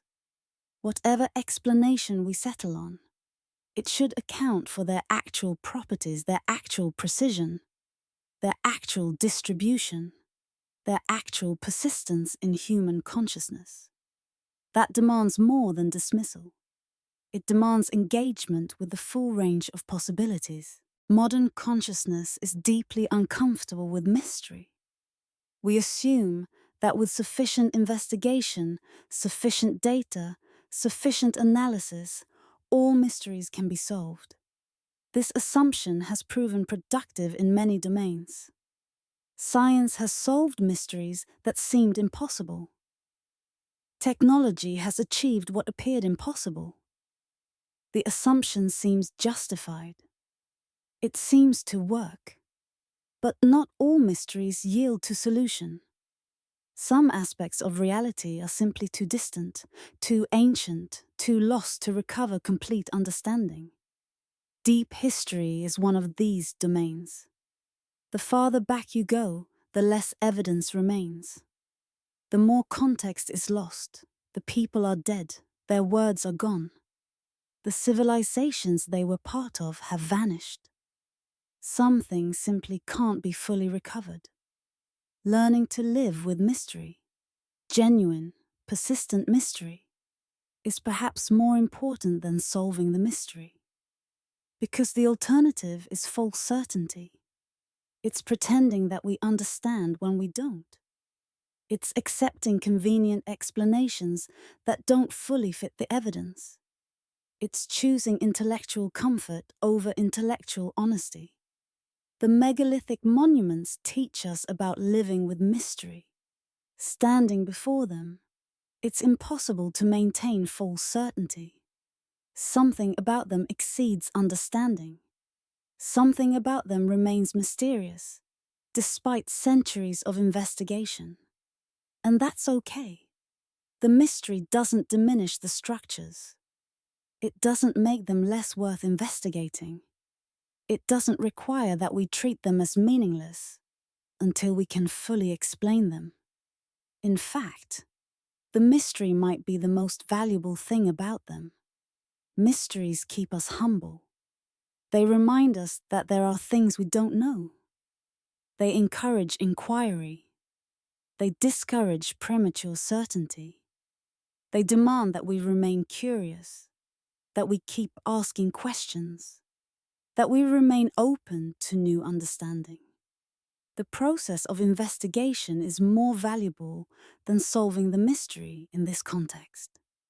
The act of standing before a structure and asking how it was built, what it means, why it matters, this act is itself meaningful. It's an act of respect toward the builders. It's an admission that something important was achieved, something we haven't fully grasped. This is different from the modern scientific attitude, which treats mystery as a problem to be solved. Science is right to treat many mysteries this way, but with deep history, with cultural phenomena, with human-made meaning, the mystery might be deeper than science can reach. It might require not just investigation, but also imagination, empathy, philosophical reflection. The megalithic monuments invite this kind of multifaceted engagement. We can study them scientifically, measure their alignments, test hypotheses about their construction. But we can also contemplate them aesthetically, wondering at their beauty. We can engage with them spiritually, recognizing that they represent a profound vision of human relationship to the cosmos. We can think about them historically, wondering about the people who built them. All of these approaches are valid. None of them fully solves the mystery. But together, They might lead to a deeper understanding than any single approach could achieve. An understanding that honors both the scientific rigor and the human meaning of the monuments. The ultimate mystery about the megaliths is not their precise construction technique or their exact original purpose. It's the fundamental fact that ancient peoples cared enough to build them, that they invested so much effort in creating permanence, that they believed their work would matter to people 5,000 years in the future, that they were right. This mystery, the mystery of human meaning-making, human aspiration, human connection to something larger than ourselves, is the one that the megaliths truly preserve. And it's a mystery worth living with, a mystery worth contemplating, a mystery that, paradoxically, we understand more fully the more we acknowledge that we cannot completely solve it. After traveling through the evidence, examining the theories, considering the alternatives, what can we actually conclude? What can we say with confidence about megalithic monuments? First, beyond any doubt, they were built by human beings. The structures are evidence of human achievement. The precision, the organization, the dedication required, these speak to human capacity. The builders were not primitives fumbling toward understanding. They were sophisticated people with organized societies, with knowledge of engineering and geometry, with the ability to coordinate large numbers of people toward a shared purpose. Second, many of these structures have astronomical properties that couldn't have resulted from chance. The alignments with the sun, the relationships to celestial cycles, these are too precise, too consistent to be accidental. The builders understood the sky, they observed it carefully, they incorporated their observations into their structures. Third, similar structures appear across vast geographic regions separated by time and distance. This is observable. What this similarity means remains debated, but the pattern exists. Either independent cultures invented similar solutions to similar problems, or knowledge of megalithic buildings spread through networks we haven't documented, or some combination of both occurred. Fourth, these structures show evidence of deliberate planning. The proportions matter. The relationships between elements matter. The alignments matter. Someone made choices about how to build these monuments. Someone thought carefully about their form. This wasn't random or accidental. Fifth, the original purposes of these structures may not be fully recoverable. The cultures that built them are gone. Their understanding is lost. We can speculate about ritual purposes, astronomical purposes, informational purposes, but we cannot know for certain what they were designed to accomplish. This is not a failure of archaeology. It's a reflection of the inherent limitations of knowledge about the deep past. Sixth, the knowledge that made megalithic building meaningful was lost when the cultural traditions that maintained it were disrupted. The structures persist, but the living understanding, the knowledge of how to adjust them, how to interpret them, how to advance their purposes, was lost. This happened gradually. Generation succeeded generation with less understanding of the original purposes. Seventh, megalithic monuments reveal something profound about human nature. They reveal our desire to create permanence, our recognition that meaning can transcend individual life, our willingness to work for a future we will never see, our drive to understand the cosmos and to preserve that understanding. What we can't conclude with certainty is how the largest stones were moved, the techniques used to achieve certain precision, the exact knowledge of mathematics and astronomy possessed by the builders. Whether their knowledge influenced later civilizations, what the future holds for understanding these structures. But the impossibility of reaching certainty about these details doesn't reduce the importance of the monuments. It doesn't diminish their achievement. It doesn't make them less worth studying or contemplating. What matters is to acknowledge both what we know and what we don't know, to avoid false certainty, to remain open to new evidence, to continue asking questions, to approach the monuments with genuine curiosity rather than defensive dismissal. The monuments themselves are evidence of what human beings can achieve when they commit to something they believe matters. The precision is real. The astronomical knowledge is real. The engineering is real. Whatever additional knowledge we recover, whatever mysteries we solve or learn to live with, the fundamental fact remains. Ancient peoples created structures of remarkable sophistication without the technological advantages we possess.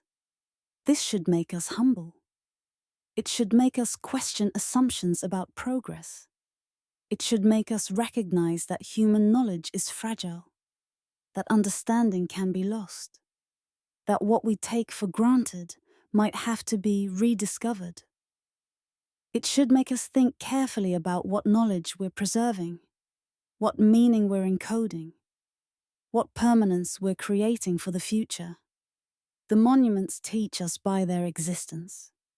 They don't need to be perfectly understood to teach. They don't need to be solved to be meaningful. They teach through the questions they provoke, through the evidence they preserve, through the aspirations they express. Is it possible that megalithic monuments were designed to communicate? That the builders deliberately created structures containing messages intended for future generations? This question is speculative. But it's worth asking seriously, because the answer, if yes, changes how we understand the monuments. The builders would have had to possess knowledge of materials that persist. They would have had to understand that stone survives when other materials decay. They would have had to believe that future people would value what they were preserving. They would have had to develop ways to encode information that doesn't depend on written language. All of these things are possible. The builders clearly understood that stone was more permanent than other materials. They chose stone precisely for its permanence. They clearly believed that future people would care about their monuments. They invested enormous effort in creating them. They clearly found ways to encode information. The astronomical alignments and geometric proportions are evidence of this. The question becomes, were these encodings accidental or intentional? If intentional, what information would have been most important to preserve? Astronomical knowledge, certainly. The understanding of how the sun and moon move through the sky, the cycles of the seasons, the timing of celestial events. This knowledge would remain valuable regardless of cultural change. Mathematical knowledge as well. The relationships between geometric forms, the properties of numbers, the ways that proportions relate to each other.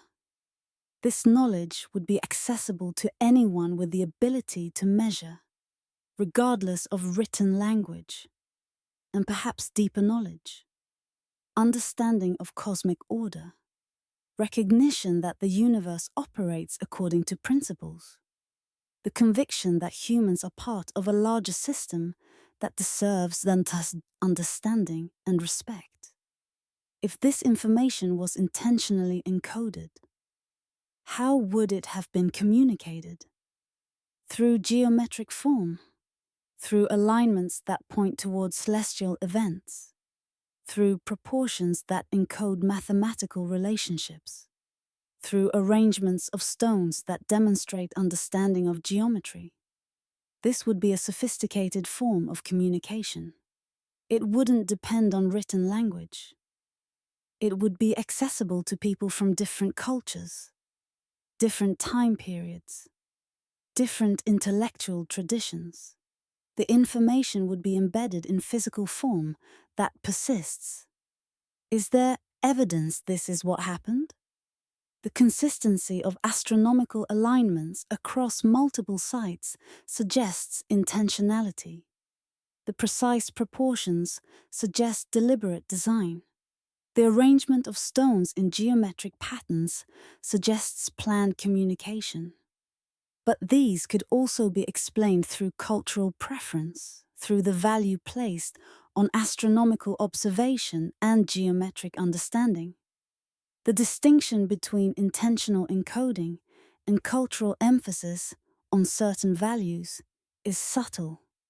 What matters is to recognize the possibility, to see the monuments not just as unconscious expressions of cultural values, but as possible deliberate attempts to communicate across time, to recognize that the builders might have been aware of what they were doing, might have consciously chosen forms that would encode information, might have deliberately attempted to preserve knowledge in physical form. If this is true, then the monuments are something remarkable.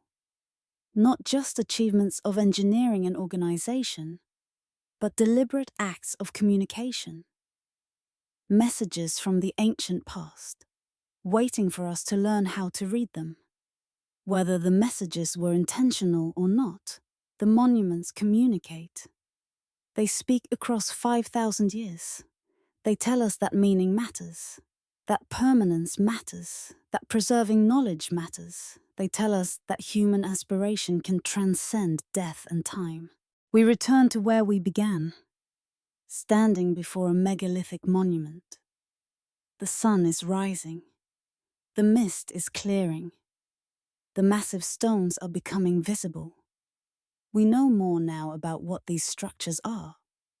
We understand something about their construction. We've examined their astronomical alignments. We've considered their possible purposes. We've contemplated their meaning. Yet standing before them, all of this knowledge doesn't diminish the mystery. If anything, it deepens it. Because the more we learn, the more we recognize how much knowledge was possessed by the builders. The more we understand about their achievement, the more we recognize their sophistication. The stones are still silent. They don't answer our questions directly. But they speak through their existence. They speak through their precision. They speak through the fact that they're still here, still moving us, still raising questions after 5,000 years. The mystery remains, and perhaps that's the most important thing about it. Not that we solve it, but that we continue to honor it. That we continue to stand before these monuments with genuine wonder. That we continue to ask questions. That we continue to recognize something profound in the human effort to create permanence and preserve knowledge. The silence of the stones is not emptiness. It's fullness. It's the fullness of 5,000 years of human aspiration. It's the fullness of knowledge encoded in granite. It's the fullness of a conversation between past and present that will continue for as long as the stones endure. We live in an age that's simultaneously obsessed with progress and anxious about direction. We have more technology than any previous civilization. We have more information accessible to us than at any point in human history. We can communicate across the globe instantly. We can achieve things that would have seemed impossible to previous generations. Yet we seem to lack something fundamental. Meaning feels elusive. Purpose feels uncertain. We have more ways to connect than ever before, yet loneliness is epidemic. We have access to more information than ever before, yet we feel more confused. We've solved countless practical problems, yet existential questions remain unanswered. The megalithic monuments offer something that our technological civilization desperately needs: perspective. They offer a long view. They remind us that human beings have always sought to understand their place in something larger than themselves. That this search isn't recent or unique. That it's fundamental to what it means to be human. The builders of Stonehenge didn't have the tools we have. They couldn't access global information. They couldn't communicate instantly. They couldn't organize resources through corporations and financial systems. But they had something our civilization often lacks: conviction about what mattered. They believed that understanding the cosmos was important. They believed that preserving knowledge was important. They believed that creating something beautiful and permanent was a worthy use of effort. In our time of rapid change and economic pressure, these beliefs seem almost foreign. We prioritize efficiency. We measure value in economic terms. We treat time as a scarce resource to be optimized. The idea of investing enormous effort in something that has no economic return seems irrational. Yet the monuments suggest a different way of thinking. They suggest that some things are valuable precisely because they aren't economically useful. That beauty has worth beyond profit. That creating permanence is worth the effort, even if the benefit arrives centuries in the future. That understanding the cosmos matters regardless of practical application. The megalithic monuments challenge the assumption that progress is measured in economic growth, technological advancement, productivity gains.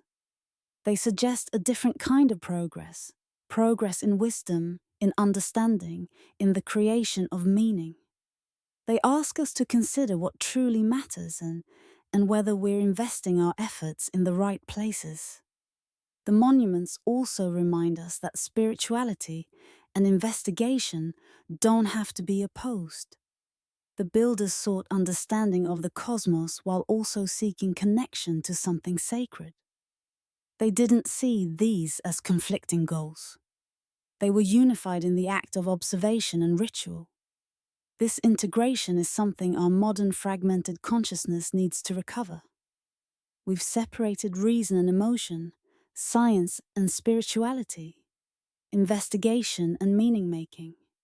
The monuments suggest these were once unified, and that the unification was stronger for it. Perhaps most importantly, the monuments teach us something about perspective. They're rolled beyond anything in modern experience. The oldest buildings Americans typically encounter are maybe 300 years old. The oldest structures in Europe might be 2,000 years old. But the megalithic monuments are 5,000 years old. They've witnessed the rise and fall of civilizations.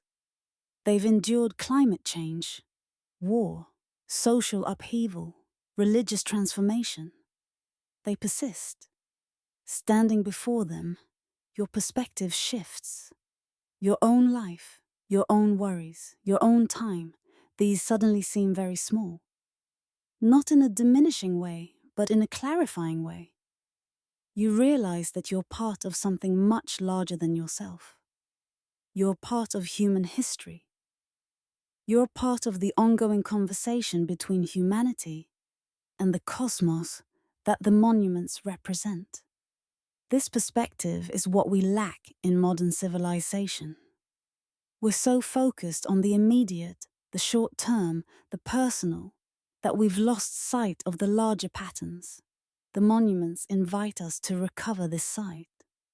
They invite us to think in terms of centuries and millennia, to consider what we're creating that will matter 5,000 years from now, to recognize that our choices have consequences that will ripple into the future. The past matters because it teaches us about alternatives. It shows us that different ways of living are possible. Different values are possible. Different relationships to work and time and meaning are possible. The megalithic monuments are evidence that human beings once organized themselves around values we've largely abandoned. And whether or not we choose to return to those values, recognizing that they existed and mattered is important. It expands our sense of what's possible. We've discussed throughout this journey the possibility that megalithic structures contain messages. We've examined the geometric relationships, the astronomical alignments, the proportions that encode knowledge. We've asked what messages might be encoded in stone. But we haven't fully addressed the crucial question: what is the actual message? What are the monuments trying to tell us? Perhaps the deepest message isn't hidden in mathematical relationships or astronomical calculations. Perhaps it's visible in the simplest fact about the monuments. They exist. They've survived. They continue to move people and provoke questions after 5,000 years. The message is, something matters enough to preserve. Someone, 5,000 years ago, looked at understanding the cosmos, at the knowledge their people had accumulated, at the beauty they wanted to create, and decided these things were worth investing enormous resources to preserve. They built in stone because stone lasts. They built with precision because accuracy mattered. They built with astronomical alignments because connecting human activity to cosmic events mattered. They built to communicate across time. The message is that human effort can create permanence, that meaning can transcend the individual life, that what we do now can matter to people we will never meet.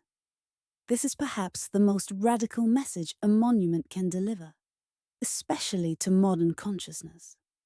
We're so focused on immediate gratification, on quarterly earnings, on the next election cycle, that the idea of working for something that will benefit people 5,000 years in the future seems absurd.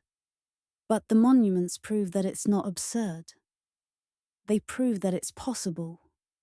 They prove that when you commit to something you believe in, when you invest effort in creating permanence, when you work for a future you won't see, something remarkable can result. Something that survives civilization collapse. Something that moves people across vast spans of time. The message is also encoded in what the monuments are about. They're about the cosmos. They're about understanding our relationship to something larger than ourselves. They're about recognizing that human beings are part of a larger order. In ancient worldviews, this understanding was seen as essential. It was what gave meaning to life. It was what organized ritual and thought and community. The modern world has largely abandoned this perspective. We treat the cosmos as something external to ourselves. We observe it scientifically, but don't necessarily see it as spiritually significant. We don't organize our communities around astronomical cycles. We don't perform rituals timed to celestial events. We don't see the cosmos as something that participates in human meaning. The monuments invite us to recover this perspective, not in a literal way, necessarily, not by abandoning science or returning to ancient rituals, but in a recognition that the cosmos is not merely something to be observed and explained. It's something to be wondered at, something to be connected to, something that participates in human meaning. If we decode this message, what does it tell us to do?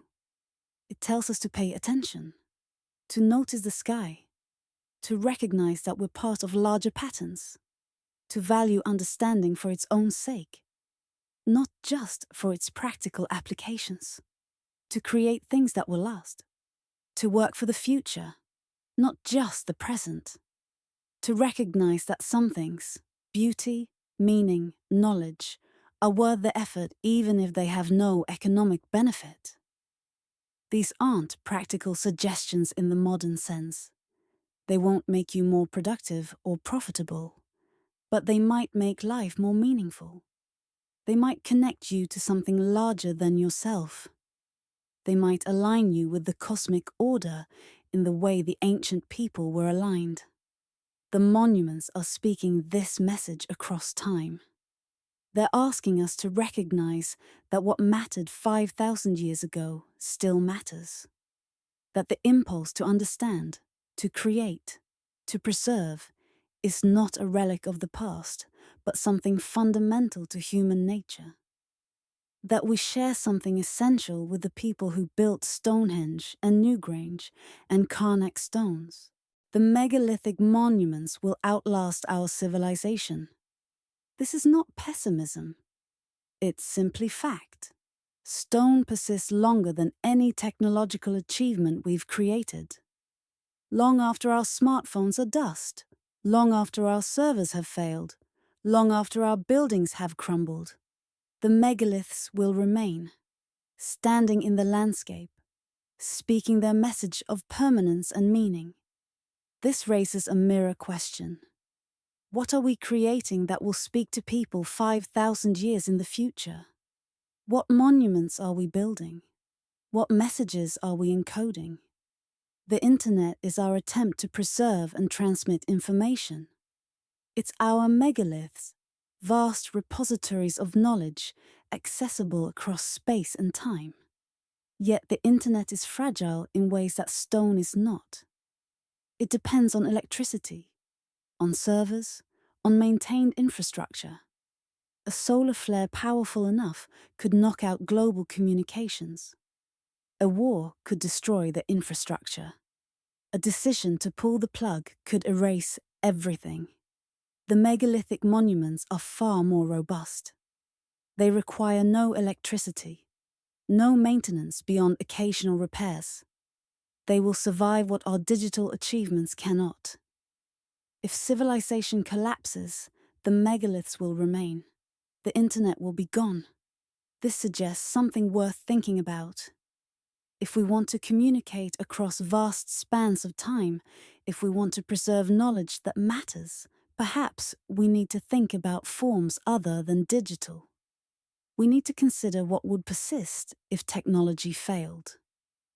We need to encode some knowledge in forms that don't depend on electricity or specific technologies. This isn't a call to abandon technology or reject the internet.